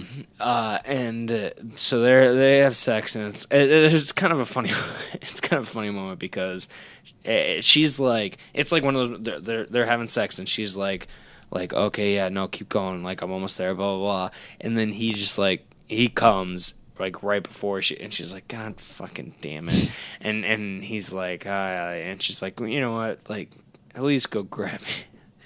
She's like, please at least go get me another beer, like I'm all out. And he goes, why do I have to go out, like go get it? And she's like, well, what the fuck are you talking about? And he's like, well, I mean, I'm the one who just did all the heavy lifting. Because she was on top for the sex. Oh, wow. And I was like, damn. But did you play an air horn?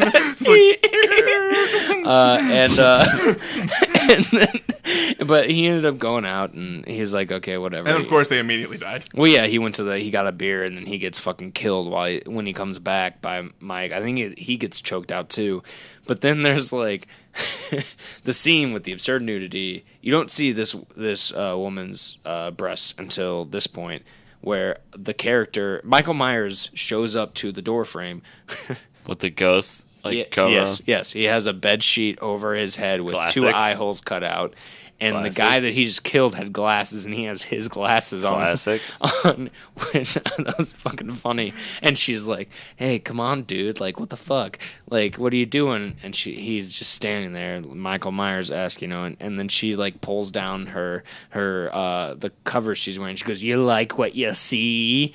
And that's the absurd nudity, because it's like, okay, you didn't. What are you doing? You didn't have to do that. And then he's just still standing there, and she's like, okay, this isn't it. She like kind of pulls up, she's like, what? Okay, give me my beer. What do you? And he just holds up a beer, and she's like, okay, give it to me. And he's just standing there holding up the beer, and she's like, okay, fuck you, you're a piece of shit, and walks over to him completely nude, and is like, he grabs the beer and starts turning around. She's like, this beer's like kind of shook up, and then he just chokes her the fuck out from behind while she's completely naked, kills her, and then there's a shot of him walking down a hallway carrying her nude body down the hallway. Absurd. It's pretty absurd. I like in my mind him handing her a shook up beer, and then she opens it, and it just sprays over, and he's like, oh. Well, I do want to say that I like how we always like talk about Michael Myers as if he's like Frankenstein's monster from the old Frankenstein movie. I did go over like some spot because I had watched it, and then you sent those questions, and so I kind of went over to be like, okay, like I just want to double check the spots, and I thought in my head, I was like, oh man, that would have been really fucking funny to me if he like actually did bring her back a beer. And then I got to that shot, and he held up the beer, and I was like, oh fuck, he did bring her back a beer.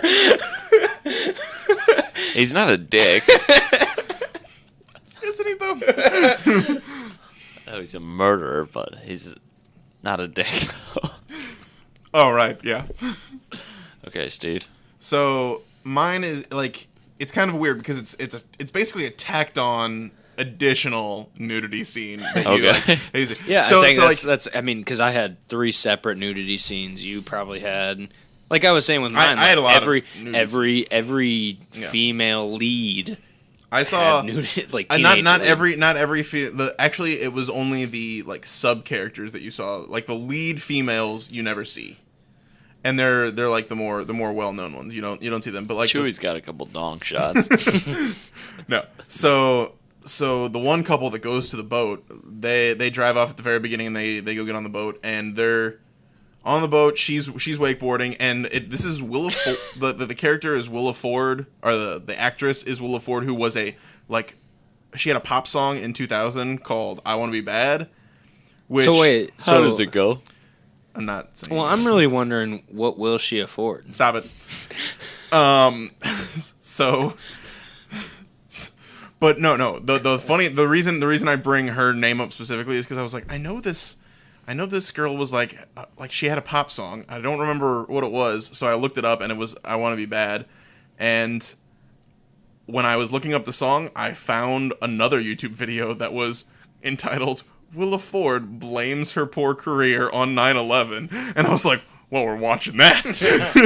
But apparently her second single dropped on 9/11, and she like claims that like ruined her career.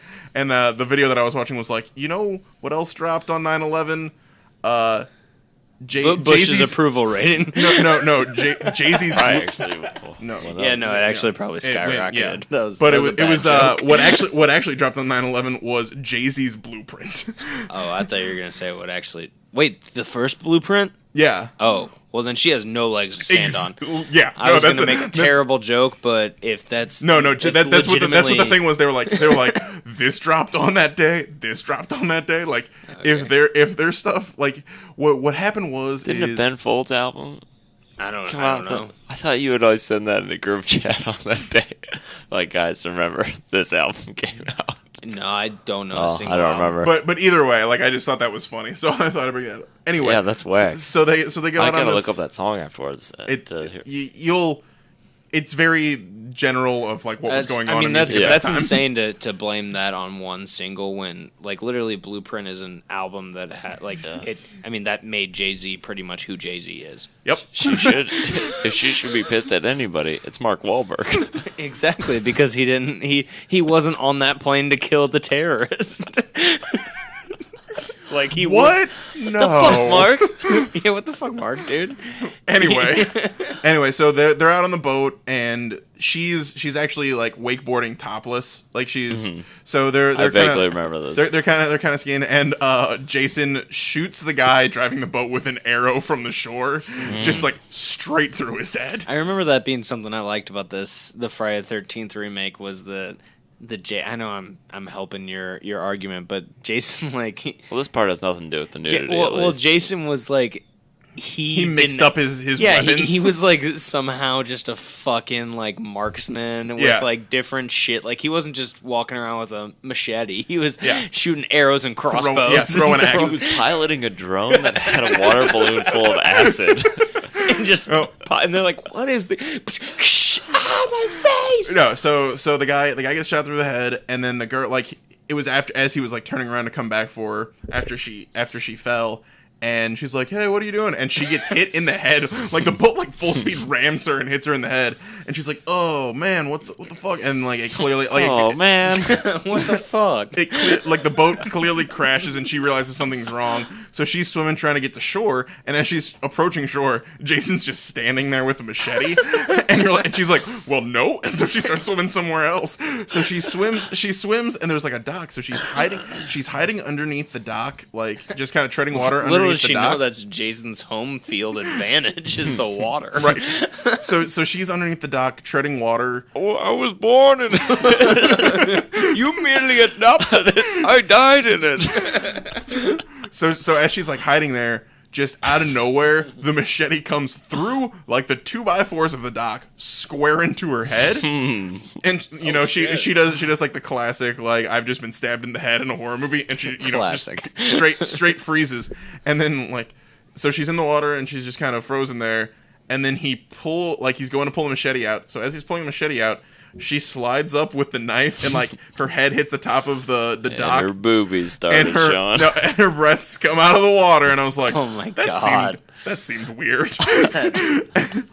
That's almost pathetic. And then it was a pretty long shot of her like just like dead with and I was like, is this like something that people wanted to see? Because she's also dead. Yeah, that's no. And let me throw this out on the table. I think that because the category is the most absurd nudity. Yes. Yeah.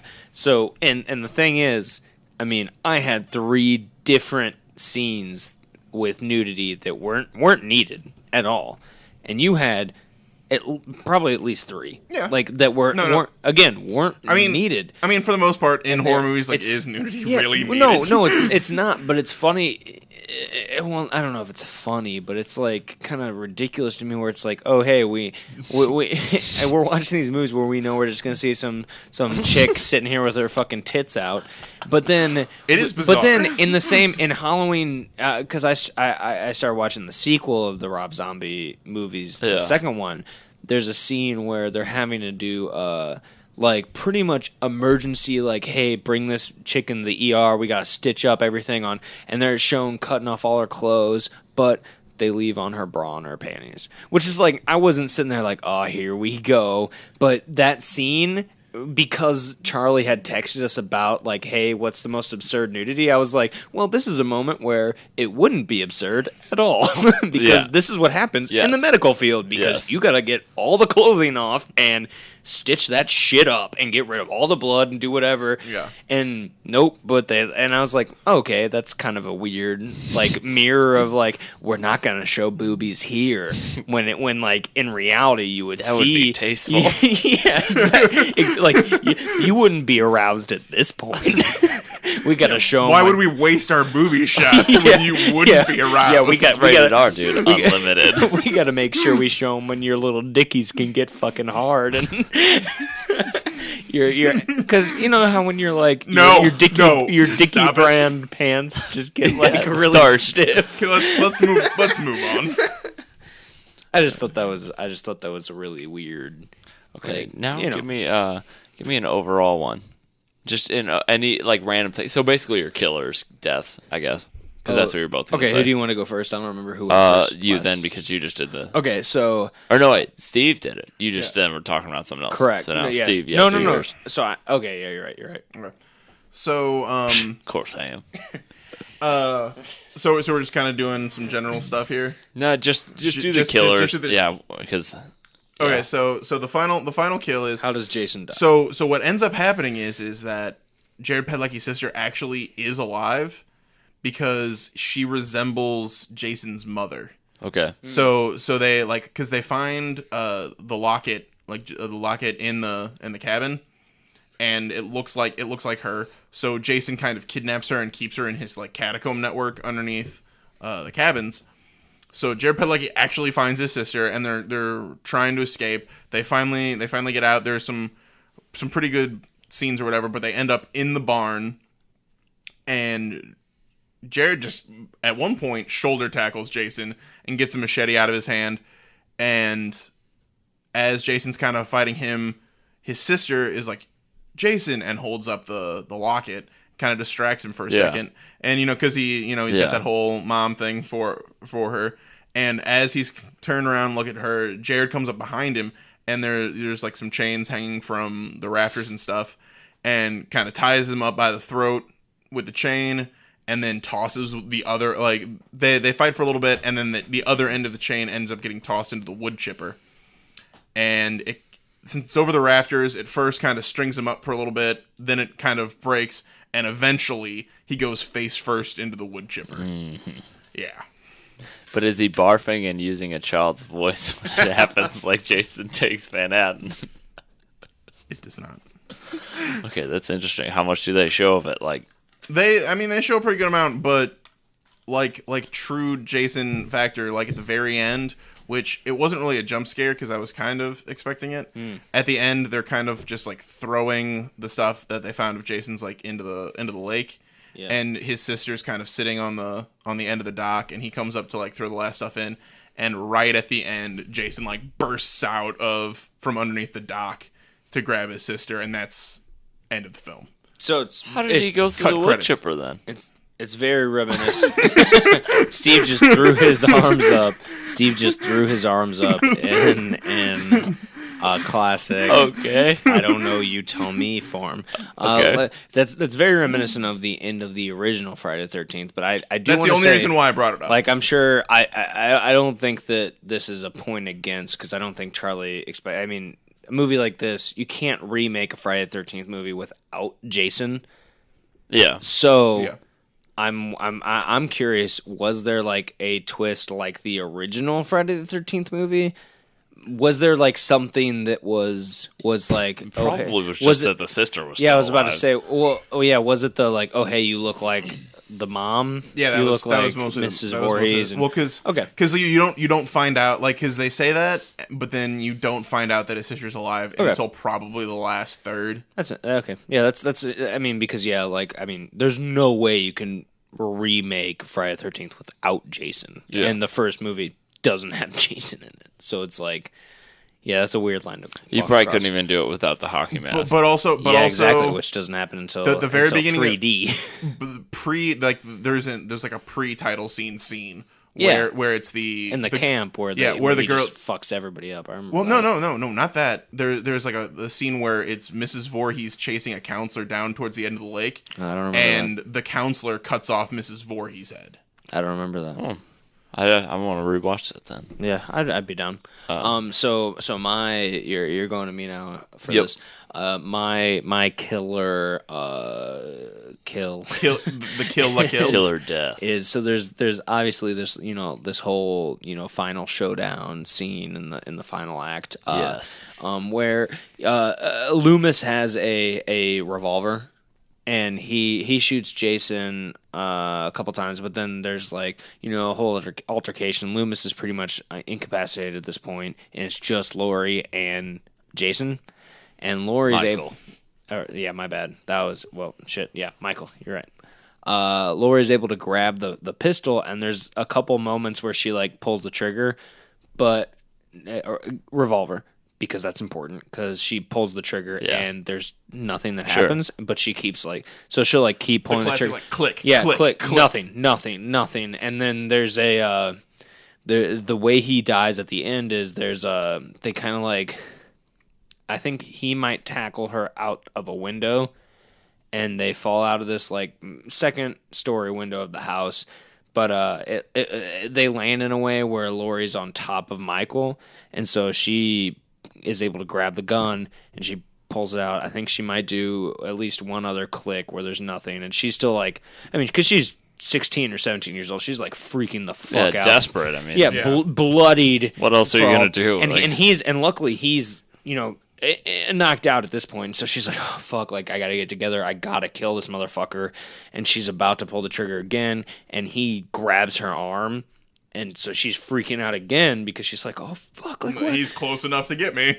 Yeah, she's like, oh, shit. Like, but then she is able to finally, like, revolver to Michael Myers' head, pull the trigger, shoot it, boom. You see from, like, ground kind of perspective, like if you were behind Michael Myers looking up into Laurie, like straddling him with the gun to his head, shooting like kind of blood splatter, and her just, I mean, losing her fucking mind because she just point blank murdered this motherfucker, like.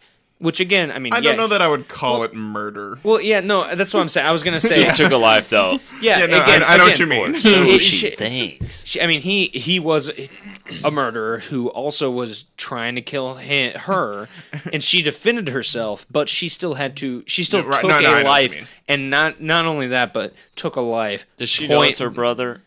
No.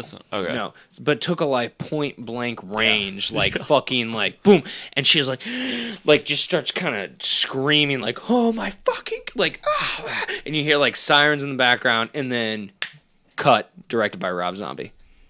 That's pretty good. That's pretty good. Like she shoots him in the head. There is a immediate like freak out response, and then an immediate cut to written and directed by Rob Zombie. Yeah. And that's how it ends. So it's like it is a definite oh fuck. And also I think it's a good mirror / homage in ways to the original Halloween movie, because that ends with, you know, him just dying. You know, well, quote unquote dying, you know, like outside of the house. They don't even leave it ambiguous. That well, does his body disappear? Yeah. Okay. Because that's why they're just like, fuck. but it's a good way to kind of lead into that, where it's in this movie she shoots him in the head, but it still just ends. Yeah. Whereas even in the original Halloween, like, yeah, you saw the body disappear, but even still, that's the end. Like, it's over. Yeah. And so that's the next Halloween movie, like, went directly into that. Yeah. And they then do my favorite part after he falls out, or one of the best parts, when they show the different shots of the house, and Loomis is just like, oh shit, and I think you just hear Laurie like crying, and it just shows different shots of the house, and just his breathing getting louder and louder. It's like, yeah, let's keep talking about how great of a director John Carpenter is. So I saw his movie Pro-Life with Ron Perlman. No, but that's the Michael Myers kill. It's literally the bookend of the film. Okay. And it was surprising, especially just a direct. I have 2 more questions, and we'll make them quick, real quick. Yeah. One is real quick. All right, Tyler, pizza, go. Good luck. So the pizza toppings. Yes. If my movie had pizza toppings, what would they be? If your movie, if your movie was a pizza, what toppings would it be? Well, it would have to have pineapple on it because of the fact that the first half of the movie, the dad is just like going ape shit over a lot of stuff, and that's like the people who hate pineapple on pizza. They're like, what the fuck? Like, just throwing, and the mom is the one who likes pineapple on pizza, and she's like, okay. She's like, what do you fucking do? And he's like, fuck all you fuckers. And then Michael Myers obviously likes pineapple on his pizza because then he just slits his throat because he's like, fuck you, dude. I don't know if this is serious. And then that's fair enough. Okay, just a pineapple pizza or no? Yeah, you know what? I feel pretty happy about what I just. Just a pineapple pizza. I was about, yeah, I would too, but I feel pretty happy about that. Steve. How quickly I came up with that and how well I went off on. So for this one, it would have to be a combination of combos, Funyuns, and Fritos, because at the very beginning of the movie, when they stop at the gas station, Chewie is like, he's like, I gotta get all this food, and they're like, dude, there's food at the house. He's like, your parents definitely don't have combos or Funyuns or Fritos, and that's the only food that's talked about in the entire film. I wouldn't be surprised if someone kept combos at their house as like a regular snack.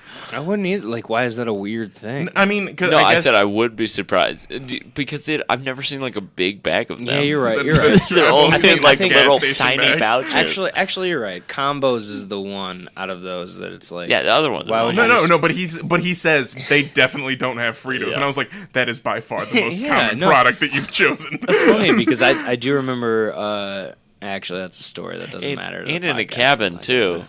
I would think like Funyuns are a cabin type of food. Like you but would no, load but up. they're with- but Yeah, I don't- they're I clearly don't- they're clearly like very rich people. Oh, gotcha. Like so like. They probably are not eating Funyuns. Gotcha. I mean, I I do don't- agree with him, but like they are Sounds like they items that suck. could happen. Like they're items that are reasonable to Yeah. have. But Yeah. I would agree with him that this family probably does not. Yeah, it's have like them. it's like I don't like Funyuns, but if I went to a fucking cabin with a group of people, I would probably expect to see one Funyun bag. No, just one Funyun. Just one fun and laying there in the center of like of the Dead coffee body. table where and all of us are just circled around it, just looking at it like this one Funyun. I do wish you could go to like Sam's Club and get a big ass tub of combos. though. Wait, Just what?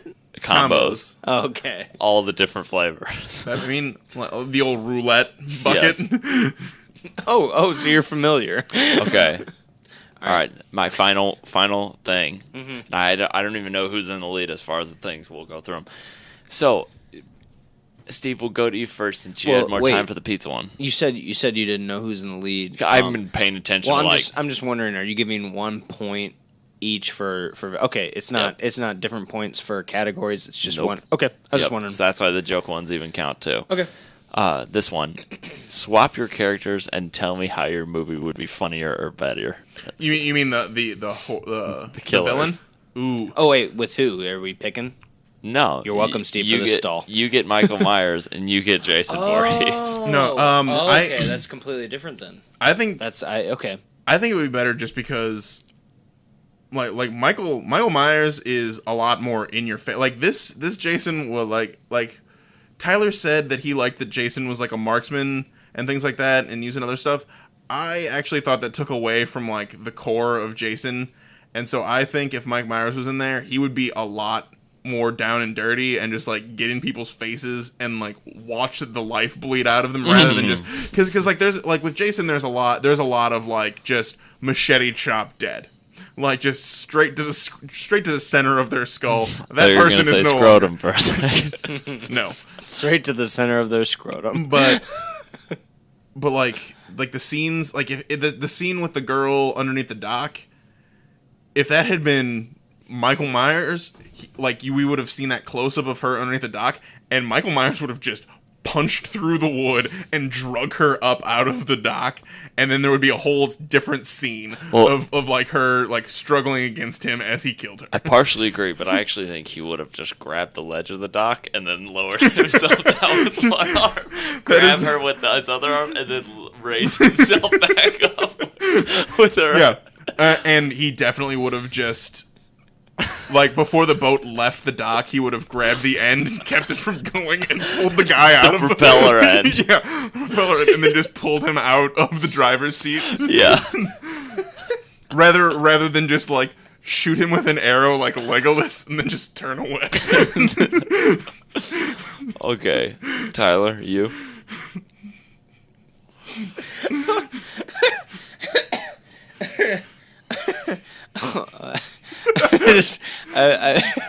I have been silently laughing in the corner here for a while now. That was pretty good. But I would also I would say that and I don't know if this might make me seem like a dick or whatever, but I think that what Steve said about you know, the whole Jason the marksman thing and all that, like I think that's kind of that's what makes Michael Myers and Jason different. Jason is not a personal like upfront killer. Like if that like because you said like there's a lot of kills in this movie. And all Halloween movies are like Michael Myers is fucking like just stabbing the shit out of you or just choking you out and being like I'm fucking watching you die. He Yeah, looks like at I'm, you and just kind of like twists his head like he almost doesn't understand what he's doing. Yeah. So but then Jason is just almost like a mindless killer. Like Michael Myers knows what he's doing, but he's like wanting to. He's like watching like. Oh, it's almost like he's curious by it. It's almost like every kill is a new experiment. and also Michael Myers is like being summoned by this cult that that Paul Rudd is now part of and canon for life. I mean, correct until the next Halloween, then maybe not. Yeah, that's true. But no, I think that bringing Jason, like switching them out. It would be pretty bonkers, like just to have, because I think Jason's more of a brute. Everyman. He's more of an everyman, I mean, there would definitely be a meet cute of him and the lead character where they're just like, getting at the library about to get a cup of coffee. Where she takes his scone and he's like, never again. Then he tries to drink his coffee and it can't go through the mask and they both laugh about it. I was going to say she laughs and he's real upset. I was going to say they would have a moment where they would both write their name into a book at the library and say, like, if we ever come across this book again with our names in it, then we know that we're meant to be together forever. But then Jason never finds that book, so he just goes apeshit. Because he never learned how to read. Exactly. But no, I think that it would just be a lot more... honestly, it wouldn't work. I'm not going to lie. It wouldn't work if Jason was the killer instead of Michael Myers in this movie. Because of the backstory given... and because of the like build up of the character and his motives and his whatever, personally, because I know you're more of a Halloween guy and I'm more of a Friday the 13th guy, like just personal preferences of Halloween related movies. I don't think that the character of Jason would fit well in a Halloween movie setting. Like if he replaced that character, it wouldn't. The backstory given to Michael Myers wouldn't make sense towards Jason. So I don't think it would work. I think that it would be a lesser movie. Well, I like both of those answers. Neither of them are really what I was aiming for. So I don't know what I want to do. I was more thinking of like, tell me how a scene would be funny. I really appreciate both the answers were good. Ask that next time. I thought I said like how it would be like a scene, how it could be funny or something. I mean, I think I did the one where like Michael Myers is just holding the boat. I think that would be hilarious. Yeah, okay. Do you want to try and say a funny one? Steve did do a specific scene. How a scene would be funnier if Michael Myers was in this movie. God damn. Are you trying to put Michael Myers in the movie? No. I felt like both of you are looking at me like, okay, we know this motherfucker's stalling while he's trying to think of a... Yeah, that's funny. You always just chop it out. Assume that at literally all times you were talking. Yeah, okay, well, I appreciate both the real parts of your answers, though. Were good, but I liked them both enough where I couldn't fairly give it to one way or the other. Okay, because you almost did the same answer. Yeah. Just... I mean, reversed. It's already a funny scene. It's already a funny scene to me, but it would be infinitely funnier. Especially, so I'm positing a movie where every other part of this movie is already Michael Myers, but this specific spot is Jason, and it is the bedsheet ghost scene because in that scene she rips off the thing and it's Michael Myers, in his William Shatner mask, but in this scene she rips it off and it's just Jason in his hockey mask and he stabs her. Then cut to next scene, and it's not explained at all. Like Jason just murdered one of Laurie's friends, like almost as I got you, bro. I'll get one of these girls, you get the other one. Well, I mean, it would take so long for him to walk from one house to the other. And he was like, you go to that, you start on the way to that house. Exactly. It's going to take you a while to get there. It does take a while to figure out the doors, too, sometimes. Probably not this Michael Myers, though. That dude just burst out.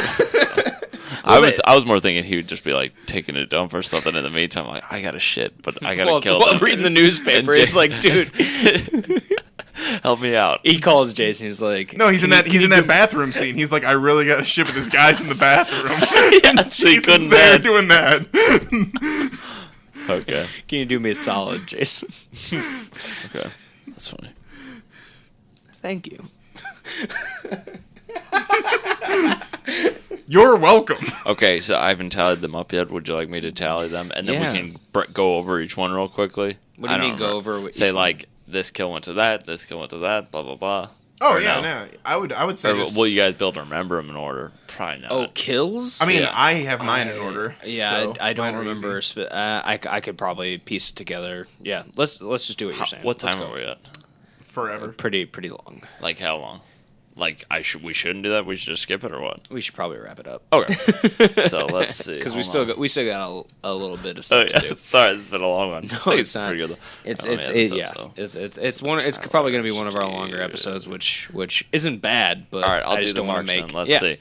then. Let's see. Kill 1 went to Steve. Kill 2 went to Tyler. Kill 3 went to Steve. Humor 1 went to Steve.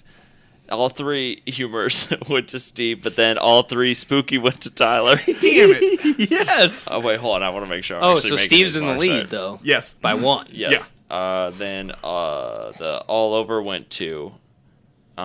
Wait, all over. Or I think keep seeing A and absurd thinking, nude. Yeah, all over nudity. Absurd nudity went to Steve. The overall went to Tyler. The joke went to Steve, and the pizza went to Tyler. Oh my God, Steve won by 1. Yeah. Yes. Yes. Damn. That was a good match. That was. Damn, that's for real. Close too. I wasn't counting during because I wanted to make sure. No, it's that's fine. No, and I also, I mean, balance it. And you said it out loud. We counted as you said it. Yes. So yeah, that's. I'm not gonna lie. I was a little worried about some of the funny ones, but I thought I might have gotten a spooky. So like, it's fine. Like it all evens out. I'm happy with the outcome. I feel like I had some funnier moments than Steve did, but it doesn't matter. I feel like losing by 1. I mean, I still got last place, but I think one of them was like with the person telling the kid like, "Hey, like something about your mom sucking my dick or something." I would watch it and just a quarter. I'd feel bad. You think I could pay a quarter for your mom to suck my dick and then I'll suck on her tits or something like that? Yep. No, it is. I have the line written. No, I deleted it. It's, hey, also, tough guy. I had to go with then the juicy boobs dude because that made me laugh hard and I forgot about that.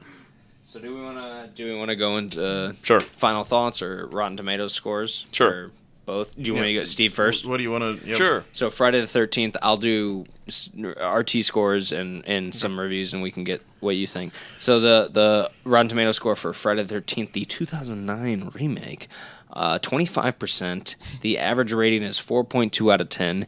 169 reviews, 43 fresh, 126 rotten. The consensus is, though technically well constructed, Friday the 13th is a series rehash that features little to distinguish it from its predecessors. Reasonable. So I think that it just means like, okay, this is a movie that was just well made, like it had a production. No, the production value was solid. I got extremely bored as a review. Hey, at least he wasn't trying to be funny. We've seen it all before is another review. This film is so last century is another review. I'd say they did a solid enough job of resurrecting a simple, scary tale for a new generation. That's a positive one. I felt like you guys thought I was going to say it was a negative one. That's all right enough. The series reboot is much the same, but which that's not true. But it's easily the most effective and scary entrant in the franchise. Okay. Is it the most scary? It's also not much the same because the original didn't have Jason in it at all. Oh, well. I know that. I know that. I've seen Scream. I mean, Jason's in it for like 3 or 4 seconds. But yeah, anyway, if you're a diehard Jason fan like myself, check out the movie with popcorn and a group of friends. If not, sit this one out. I actually feel like that's probably one of the most reasonable reviews. Yeah. Because I remember not like hating it. I don't think it was...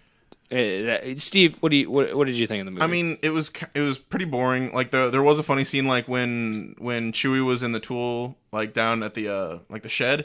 He has like a hockey stick and he's like messing around with it, and then Jason comes in and he's just standing there staring at Jason, who's gigantic compared to him. Yeah, and he just holds up the hockey stick and he's like, "Here you go, man. This looks like it completes your outfit." And I was like, it was pretty solid. But it like the kills weren't that interesting. I was really trying to like reach for anything kill wise. Yeah, apparently. Oh no, I did get a couple kills. The kills weren't that interesting. At the very beginning, it was very confusing whether or not Jason was supposed to be mystical or not. Yeah. Like they make he's it just spiritual, dude. Well, because there's parts where he's clear, like they talk about him scavenging kerosene, because like the guy that owned the wood chipper or whatever, he's talking about, like, they say something about him missing kerosene and how people are stealing it, and then like you see like the kerosene stuff at Jason's cabin, which it wasn't like I might be one of the few people who caught that, just because like who the fuck is paying attention to that, but so like it actually makes it seem like, you know, he's a guy, and then when they originally go to the cabin, like they show his bed and stuff, like he's clearly he seems like a squatter at this camp. And then he's got his underground catacombs and everything. Like, he seems like a regular person who's like doing this. He has like human needs and stuff. Yeah, that's what it seems like. And then he jumps out of the water after he's gone through a wood chipper. Like, and I'm also and also like, I can't remember if they show it in the opening scene or if just the guy that's telling the tale of Jason at the very beginning says it, but they say that when Mrs. Voorhees is killed, Jason is watching her die, and I was like, wait a minute, he drowned. Like, I'm really confused about what is going on. Fuck you, dude. Exactly. I do like the idea of Jason sleeping, though. Just like pulling up a blanket and he still has his mask on. Yeah. He's got a little like stuffed animal that he kind of cuddles up to. He has this hockey mask and he just shifts it over an inch so it's a sleep mask. Yeah, so that was my biggest problem. Then I was like, is he supposed to be like the supernatural Jason that is no longer human and like, you know, gets hit by cars and stuff and just keeps coming to people? And then like just when he fires the arrow and he's just like yes, that was a good job. I was like, what is this scene? Those lessons finally paid off. Yeah, it was just like he sets down the bow like in that like proud like, yep, that was bullseye. Cracks open a bush light. Cold one with the boys. So I'm proud of you, dude. I said bush. Well, I mean, we're finally moving on. I mean, I'm just trying to hide my erections. I tried to subvert the expectations, like a horror movie. Fair enough. So I guess we're moving on to Halloween, the Rob Zombie movie, the 2007 remake, which I will say before I say the score, the people who like this movie also like Friday the 13th remake is the top recommendation, and also Nightmare on Elm Street remake? No, the Halloween remake is at 25% as well. Yep. Same exact Rotten Tomatoes score, with a 4.1 out of 10 average rating, 111 reviews counted, 28 fresh, not as sexy. 83 rotten, yeah, no 69. Critics' consensus is Rob Zombie doesn't bring many new ideas to the table on Halloween, making it another bloody disappointment for fans of the franchise. And then we'll go into some reviews before I make my own little remark on that. We got rotten Anyone Can Trace a Picasso, which I will have a specific remark about that. Yeah, I doubt it's anything close to a trace unless you have like and severely messed up hands. Yeah, and no, then, you're thinking Van Gogh. And then we and teen slasher flick remake is brutal and bloody, but that's a rotten review. I don't understand like what. That all sounds like positive things. We've got It's a Decent Diversion, which is a positive review. From my crumbling home life. the Batman Begins of slasher movies, and one of the more frightening stabathons of recent years. That is some high praise, actually. When it comes, it's the best one, but people think H2 Halloween 2 is really the best one. Yeah. When it comes to Rob Zombie's remake of John Carpenter's Halloween, they don't get any more unnecessary, and that's another rotten one. And I will say, before I go in on, I'm going to comment on a couple things here. The Picasso thing is probably one of the most pretentious things I've ever read, because I would wager a lot of money that when the original Halloween came out, this same guy or girl, Allie Gray, so probably girl, actually that could be a guy's name as well.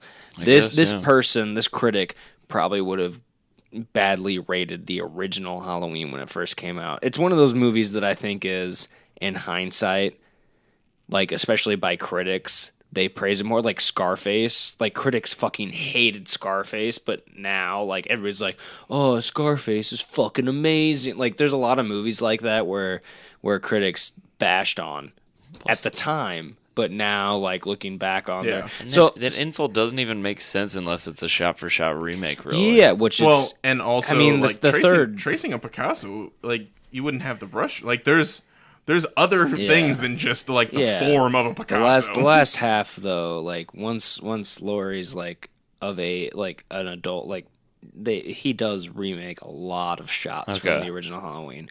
But and the other thing that I would kind of bash a little bit is the Rob Zombie doesn't bring many new ideas to the table. I would say he brings entirely fresh like look at because he did the entire young life of Michael Myers. Yeah, right? it's an entire. Like, I mean, no, it's a prequel / remake. Which I mean, I think that, and Charlie, again, you're more of a Halloween fan than I am, but I think that it's interesting, but at the same time, it kind of takes away from who Michael Myers is, especially in this movie, like the last act where he's like this killer, like you don't really know what the fuck is going on. Why is he so like ridiculous? Because he's this little like piece of shit little fat kid.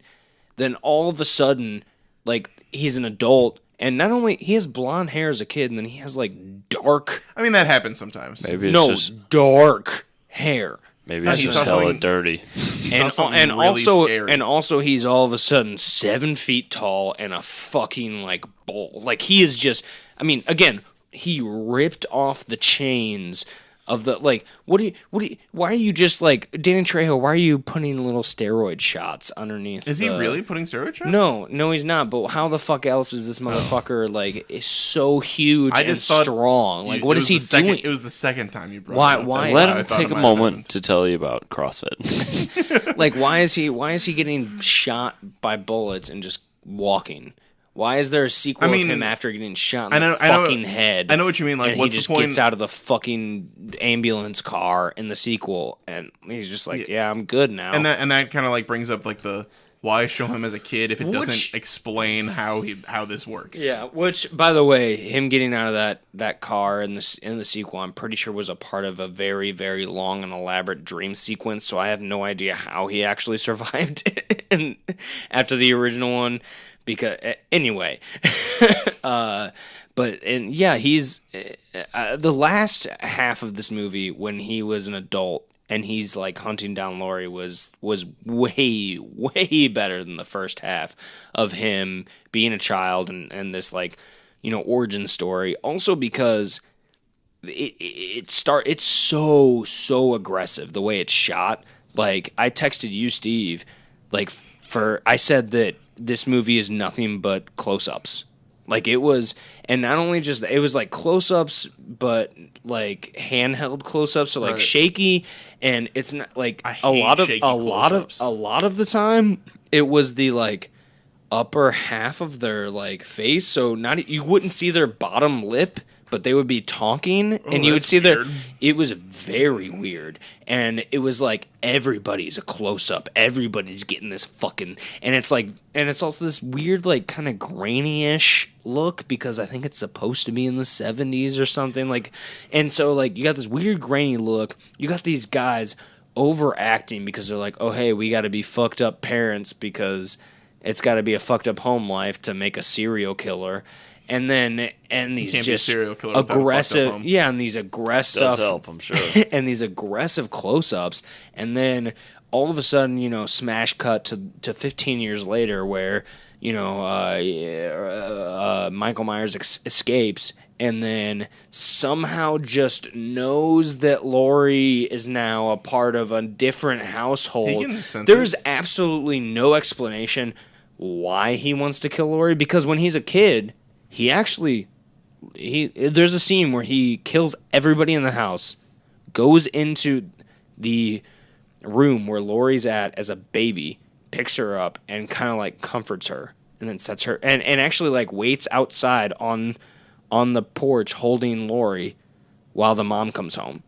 And before that, there's another scene where like he's wearing a mask and it comforts baby Lori, and the dad's like, take your fucking mask off, and he takes it off, and Lori starts crying. So like there's this dynamic that they build that they're like actually like that like Michael like cares for Lori in this way.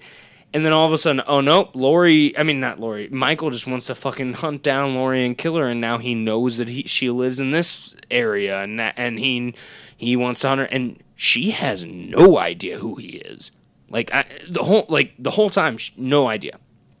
There's a specific scene as well that specifically made no sense to me, where because Loomis is like, Michael, I'm here. Michael McDowell is like, I'll take any. Loomis's character does say Michael a lot. He does, and I will say this, Michael. I'm gonna put this and a little aside. I was telling landlord Kevin how, because he was like, I was watching the sequence, like, oh hey, it's that dude that, and I was like, oh he said Home Alone 5. He said something mix something, and I was like, Malcolm McDowell. He's like, yeah, and I was like, this is the second movie he's been in that I've watched. I said apparently he'll just take. And he was like, isn't he in something like really famous? I was like, yeah, Clockwork Orange, like one of the most famous movies from one of the most famous directors. Like, yeah. And I was like, apparently though, he'll just take a check from anything. But and landlord Kevin just goes, maybe the dude just loves to act. And I was like, oh shit. Maybe. I was like, you got me on that. Well, he could just love to act. Well, because like, isn't it a thing that like, Christopher Walken has never said no to a job as long as he could fit it into his schedule. As long as he's available for filming, he will accept nearly any job. That's why he's in Country Bears. Is that why? Is that his excuse? No, he's real passionate about the Country Bear Jamboree. Then I'd like to invite him to act on this podcast for an episode for $5. Exactly. As for schedule, whenever he wants. that makes Malcolm. I mean, Malcolm McDowell does a good job in this movie, and also I don't think this movie is absolute fucking horse shit. Yeah. Like I think it's a very interesting take on a horror classic, and I will condemn. Like I will give I won't condemn him. I will give Rob Zombie props for being told, hey, remake Halloween, and then also John Carpenter came along and was like, hey, don't fucking just remake it. Make Halloween, but make it like you. Like do you. And he did him. So I will definitely give that dude fucking props for getting that big of a job role and just doing it. And then so far with Halloween 2 as well, it's like he made this thing that he thought he had to follow something, and then he went into Halloween 2 and he's like, okay, now I'm just doing me. Here we go. But yeah, I mean, it wasn't. I don't think it was really that bad as far as I would be okay with being like, oh hey, yeah, people watch Rob Zombie's Halloween. It's weird.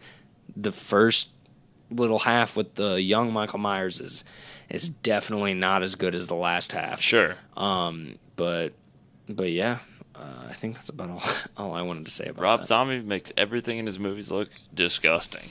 Yeah, it's a really it bothers me. Yeah, especially when even when, because Lori was now a part of some, I think a rich couple, but then for some reason she was all oh mom, but what if he fucked me in my ass, she didn't say that directly, but she had a bagel and she was like, oh, if I got fucked like this, to her mom, and I was like, okay, I mean, why is why is this teenager just this aggressively sexual in front of her parents? This isn't normal. Zombie was going, act more. Pick up that bagel. I don't know. I guess I'm good. Yeah. Yeah. So Steve, what do we got going on? What do we got going on?